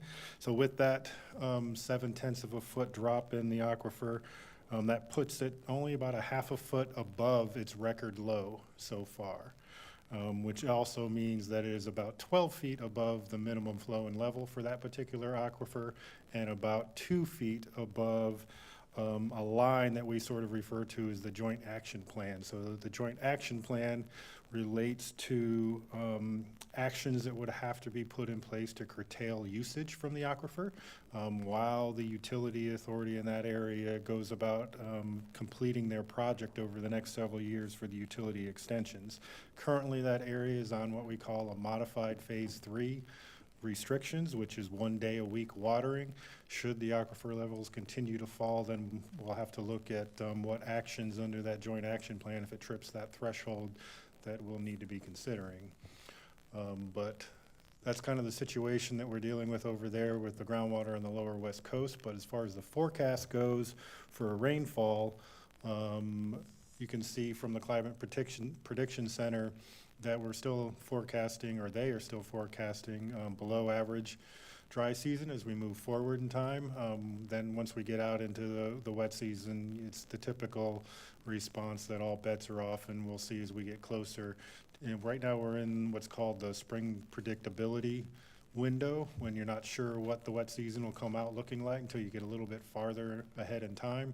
But for right now, you can see how it switches to equal chances and then to above average scenarios you get into the wet season. But we'll continue to monitor that as we go forward. In the meantime, just over the next 2 weeks, we're likely to persist with the below normal, and in this current week, and then looking out into the second week, probably closer to normal rainfall with some of those fronts moving across the peninsula, but we'll take that as it goes. And with that, Lawrence and I'd be happy to answer any additional questions you may have. Thanks. Any more questions? Mr. Butler. All right, a couple things real quick. You don't have to go back to slide 5, it's just a good illustration. But I missed Major Bell being here. John, as a reminder, I still haven't seen anything. Discharges out of S65A need to match the operations of Headwater at S65D. The Corps had a PDT meeting the other day, and they didn't talk about operations at S65D as part of Headwaters. Are they going to get that corrected? Yes, we are working with the Corps to engage on that issue and see how those operations can be improved as we learn more and more from increment 1, and we carry that forward into the future planning stories for planning studies, not stories, that will be for Headwaters. Flows coming in the top end of that graph need to match the way the water is maintained at the bottom end of that graph, that picture. Simple as that. Message received, sir. All right. Secondly, real quick, back on recovery mode. As Losom states, recovery mode triggers. Has recovery mode officially been triggered? Are we past the point of no return on recovery mode? There's a certain clause in there that says you can only do recovery mode once every so many years. Oh, so yes, in LOSUM, there's 3 criteria that trigger recovery mode operations, and then there's 3 criteria that you have to consider as you implement and move forward. So the triggers to sort of turn it on, so to speak, yes, they have absolutely been triggered. They were triggered several months back. Okay, so it's been triggered. We cannot do a recovery mode for how many years after we've done one? Do you remember what that is in LOSUM? Isn't that a criteria? Do you know? That has a criteria. I think it's. I'm not sure. Like we can't go into recovery mode every year. I don't believe so, but I need to go back and refresh my memory of what the actual language is. Because one of them is have you exceeded, is it 16 and a half or 17 feet? And then one is have you reached a low? Okay. So by going through recovery mode, you are reaching that low. So you've turned that one off. The next year, is saying the year previous, you were there. Okay. So you're not going to go through recovery mode. Right. My point is we've got, continually. okay, I'll get to that point here. Next thing.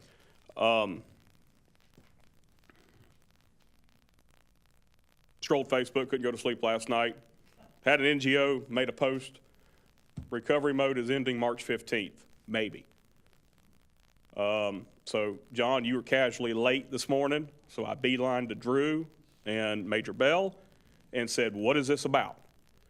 And it looks like the Corps is considering a ramp down of east discharges beginning in March, and I understand through the oyster spawning, I see where a ramp down makes sense.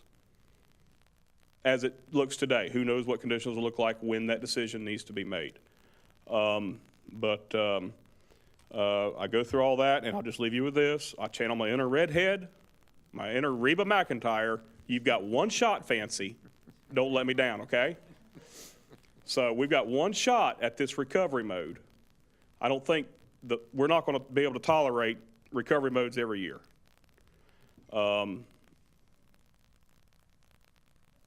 Work that line. Let's get it done. Okay, I'll leave it at that. Mr. Bergeron.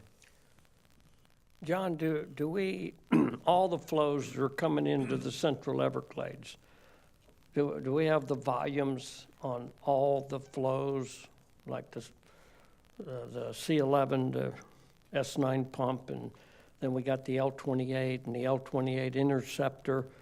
I know you got the measurements going through the STAs, but flows outside of that, do we have any measurement on what's entering the Central Everglades from?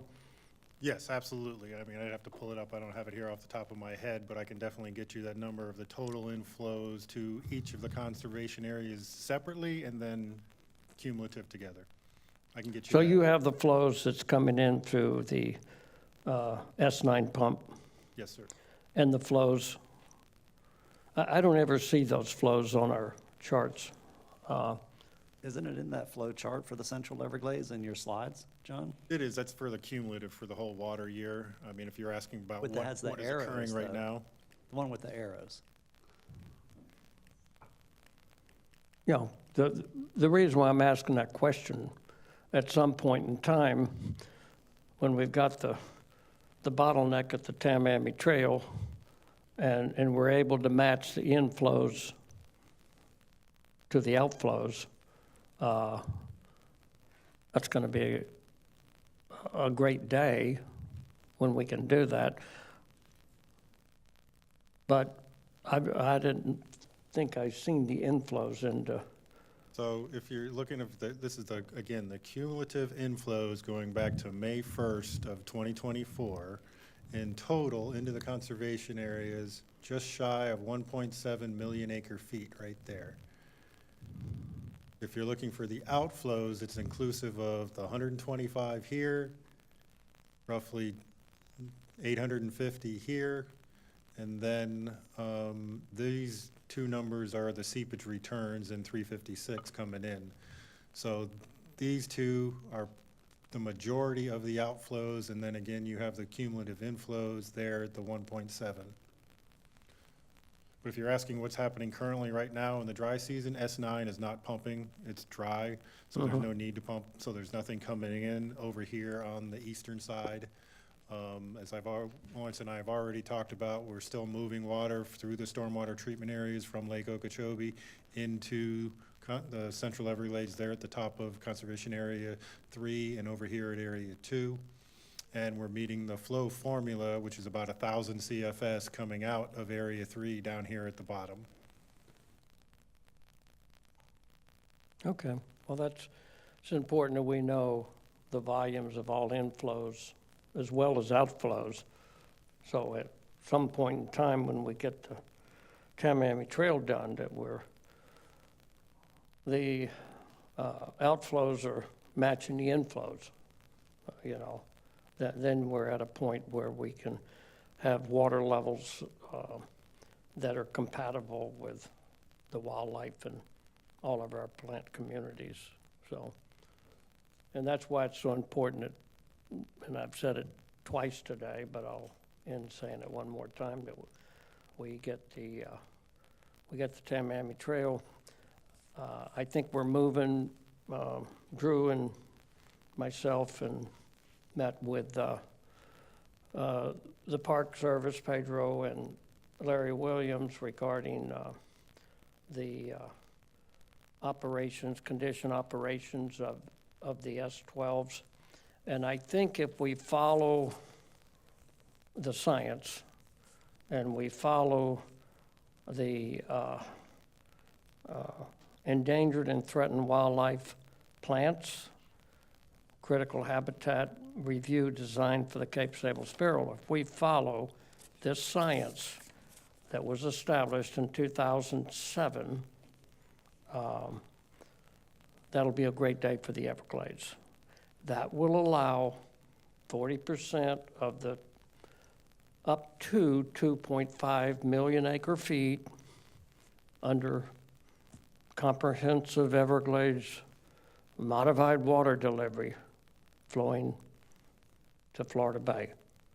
And that, Drew, I think we should have meetings with our federal partners and get a timeline on when we can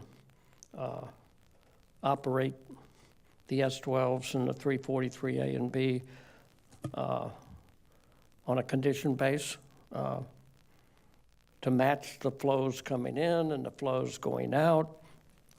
And I think all we got to do is follow the science, follow the rules and regulations that were established in 2007, which actually took Zone A, Units 1 and 2, out of critical habitat 18 years ago, and be able to, for the benefit of the global system, be able to move water through this oozing river of grass that benefits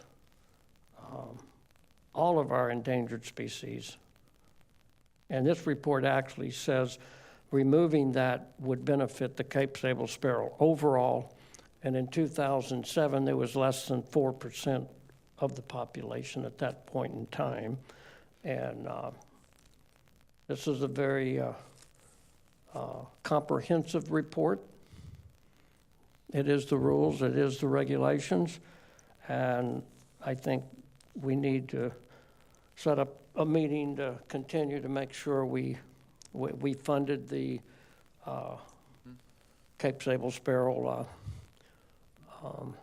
relocation, captive breeding, and I think this is extremely important.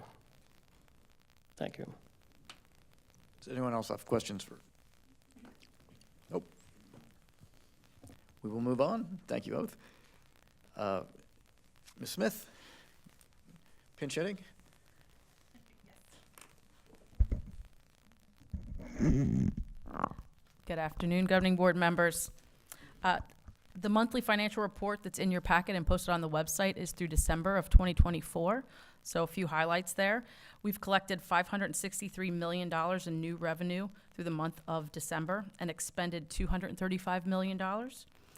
Compared to December of 2020, comparing December 2024 to December 2023, we've collected $152 million more and expended $51 million more than last year. The $563 million in revenue collections is mainly comprised of $259 million from state appropriated funds, mostly for Everglades restoration, and $288 million from ad valorem. The remaining $16 million is from investment earnings, license plate permits and fees, leases, sale of district property, and self-insurance. We've expended and obligated 48% of our budget. That's all I have for you on the financial report. Moving on, I'm gonna this month also provide some highlights of our annual work plan. So in your packets is the fiscal year 23-24 annual work plan performance. Staff compiled this as a draft for your review prior to the official posting in the South Florida Environmental Report on March 1st, 2025. So the work plan again for 2024, so it begins October 1st, 23 through September 29th of 2024. The work plan measures annual achievement towards the board's strategic goals, priorities, and project scheduling. And it is Chapter 2 of Volume 2 of the South Florida Environmental Report.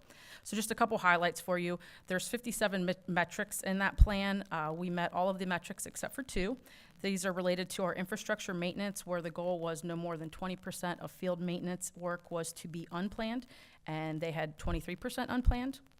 And the other was no more than 20% of field maintenance funds for unplanned work, and we're at 25%. So in response to that, we're anticipating to see improvements during the 2025 fiscal year due to the additional funding that the governor and legislature provided us for O&M of our critical infrastructure to allow us to get caught up on some of our maintenance and backlog needs. Our project portfolio comprised of 132 active projects, and we completed 25. So all in all, it was a good year. If you have any questions on specific metrics, please feel free to reach out to myself or Candy, and we can set up a meeting with the appropriate staff. That's all I have for you. Thanks. I found that really, really interesting reading. It's nice the way you lay everything out, and so I don't have to keep calling and asking when things are going to be done. Yes, no, staff does a great job putting that together. Thank you. Does anyone have any questions or comments? Thanks, sir. All right. Is there a general public comment? Yes, Mr. Chairman. We'll begin with Mark Perry, followed by Newton Cook.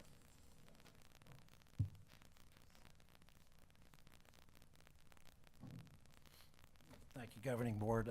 Mark Perry. Just to kind of indicate, I mean, we were with Lake Okeechobee recovery operations, like we said earlier, the estuaries are getting hit pretty hard during this particular dry season. You saw the comparison in the slides that Lawrence just showed you about salinities being about 5 to 10 parts per thousand in the estuary versus last December at about 18 to 30 parts per thousand. So those low salinities in the estuary over long durations definitely affect oyster reefs and oyster spawning that begins to happen later on this season. If we look at the current rate of, including the evapotranspiration that you had and the numbers that they showed up at about 7,350 CFS out of the lake, that's about 14,500 acre feet per day. So if you look at that extrapolated out, it would probably take about 2 months or 64 days to get down to 2 feet lower. So we're into April or mid-April, and that's really not going to be acceptable into spawning season. The estuaries don't get any recovery plan. I know the STAs are under recovery. I know that they're saying we got to recover the lake and definitely got to do that. We got to get this water moving south. Can we move it at the maximum practicable rather than just 1,100 CFS? We got to get that moving more south to the Everglades. It needs it right now, actually, and not to these estuaries for right now. So let's try to work on that maximum practical. What's happened is we've taken up a lot of that capacity to the bar graph that you see from John when he presents that. with, over 1 million acre feet through the STAs into the water conservation areas, and only about, 200,000 acre feet of that is from the lake. All the other 800+ thousand is from the EA basin runoff. And every year, we supply them water, which we're happening now. Water supply is coming out of the lake, going to the EAA until probably May. But then, and they're worried about the lake getting too low because they need that water supply.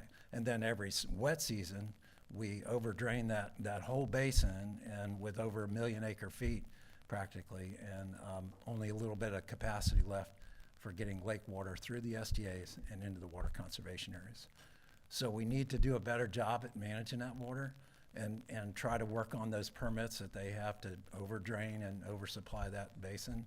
So that's all I can say. I mean, we really need to recover the lake, but at the same time understand the damage it does to the estuaries, which are trying to recover as well. Thank you. Thank you, Mr. Perry. Next, we'll hear from Newton Cook, followed by Diamond Bergeron.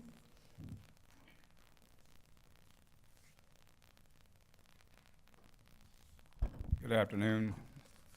Newton Cook, United Water Followers. Sometimes we get fixated on the lake and the Everglades south. And I almost stayed around to speak just a few minutes about the other part of what this district manages, and that's Lake Toho down. I deal with the St. Johns River Water Management District, and I stood right in front of the governing board about a year and a half ago, and explained to them what they were getting ready to do to Lake Apopka when they decided to spray out 8,000 acres of SAV, which happened to be hydrilla, out of that lake. Do you know you're doing the same thing to Lake Toho as I stand here? You're spraying out a large portion of happens to be hydrilla, could be Illinois pondweed, who cares? It's SAV. Do you know what happened on Lake Apopka? Didn't make the TV down here, but some people know. We just had a massive fish kill that killed hundreds of thousands of fish, 8-pound bass floating in the water as far as you can see. It's piled up knee deep. You know why?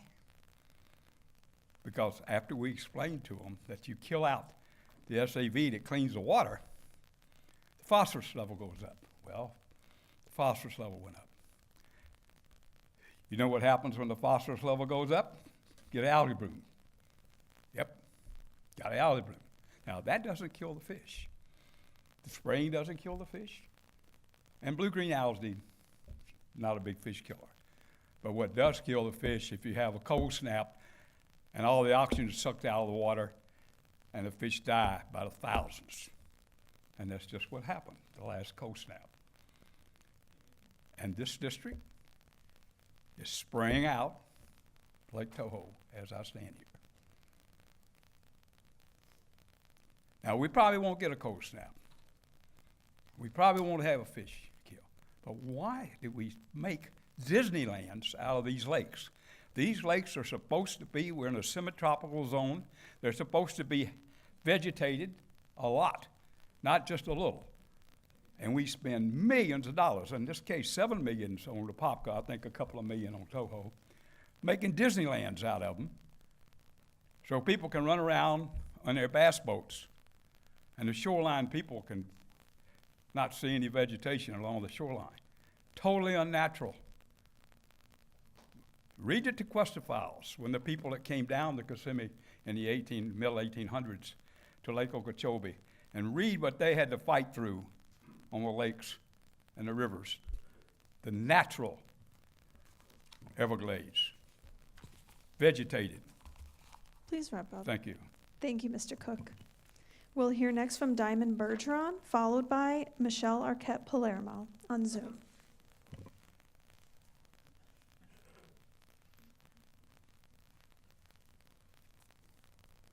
Good afternoon. Diamond Bergeron with the Bergeron Everglades Foundation. We're probably outside of the Happy New Year window, but I want to wish everyone a Happy New Year. We didn't have a meeting in January, so I think that's appropriate. and a very happy birthday, early birthday, to Chairman Goss. I'd also like to congratulate Colonel Roman, our swamp queen. There is no one more deserving of a crown than you. And if you weren't in attendance, you all have to know that she won by an absolute landslide. And not only that, but there was a line out the door of people wanting to get photos with the Swamp Queen the entire night. It was very exciting. The swamp is lucky to have you, and so are we.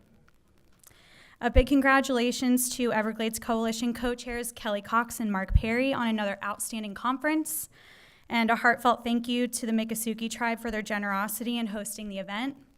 It was wonderful to see so many of you there. I want to echo my neighbor Ben Olson's comments that were made earlier today and extend my appreciation to the district, to John Madden and the modeling team for prioritizing holding meetings with the private landowners within the West Feeder Basin footprint of WERP. If anyone can get this right and ensure that all stakeholders are heard, it's this district. All of my hope is in all of you, all of it. I'm hopeful that you'll continue working with us so that we can get this right for all stakeholders. Private landowners, the Miccosukee tribe, the Seminole tribe, and most importantly, the environment. As a private landowner, I can assure you that we're showing up to ensure the protection of the wildlife and their home that we are lucky enough to steward, much more than we're showing up for ourselves. I look forward to our next landowner meeting. And on that note, Ben, I'd also like to channel my inner Reba. Here's your one chance, Fancy. Don't let me down. District, please don't let us down. Thank you so much. Thank you, Ms. Bergeron. We'll hear next from Michelle Arquette Palermo. Oh, she just put her hand down. Mr. Chairman, Ms. Palermo, please unmute your mic. There we go. Sorry about that. Good afternoon, Chairman Goss and governing board members. I am truly sorry that I was unable to be there this morning and miss the unveiling of the crown of the Swamp Queen. Never in my career would I have imagined that I would be working in the Everglades and my mentors would be the Swamp Queen, the Swamp King, and of course, Alligator Run. It was our pleasure to crown the Swamp Queen, and I just want to say congratulations, Colonel Roman. You are a true leader, and I'm so grateful that I've gotten to know you over the course of my career now working in the Everglades. Thank you, everyone, for all you do every single day, and in the words of Alligator Run, long live the Everglades. Thank you, Ms. Arquette Palermo. Mr. Chairman, that concludes general public comment. Thanks. We'll move now to board comment, and I'll start with Mr. Butler. One quick thing, on the NEP update, talks about, under the FDAX portion, talks about BMP manuals, Ms. Rebecca, projected February 3rd. I think that Mr. West said they're out, right? They're very close to out if they're not out already. Okay, all right, and right down to the small farm manual is out. So, so that was good to see FDAX get those manuals out, so updated and out. Thanks, Mr. Butler. And happy birthday, Chance. Thanks. Colonel. Yes, Chair Goss, I hope you have a great birthday in celebrate in style. Nothing else. Thanks. Mr. Steinle. I won't embarrass you. Thank you. Thank you. Mr. Bergeron. Long live the Everglades. Well said. Ms. Meads, are you on? I don't have anything else, Chairman. Thank you. All right. Thanks for hanging in there with us. I look forward to seeing you all in March and April, and those meetings will be here. And it looks like in May, we're going to be going down to Miami-Dade. So go down south, and if there's nothing else, we'll adjourn the meeting. Thanks.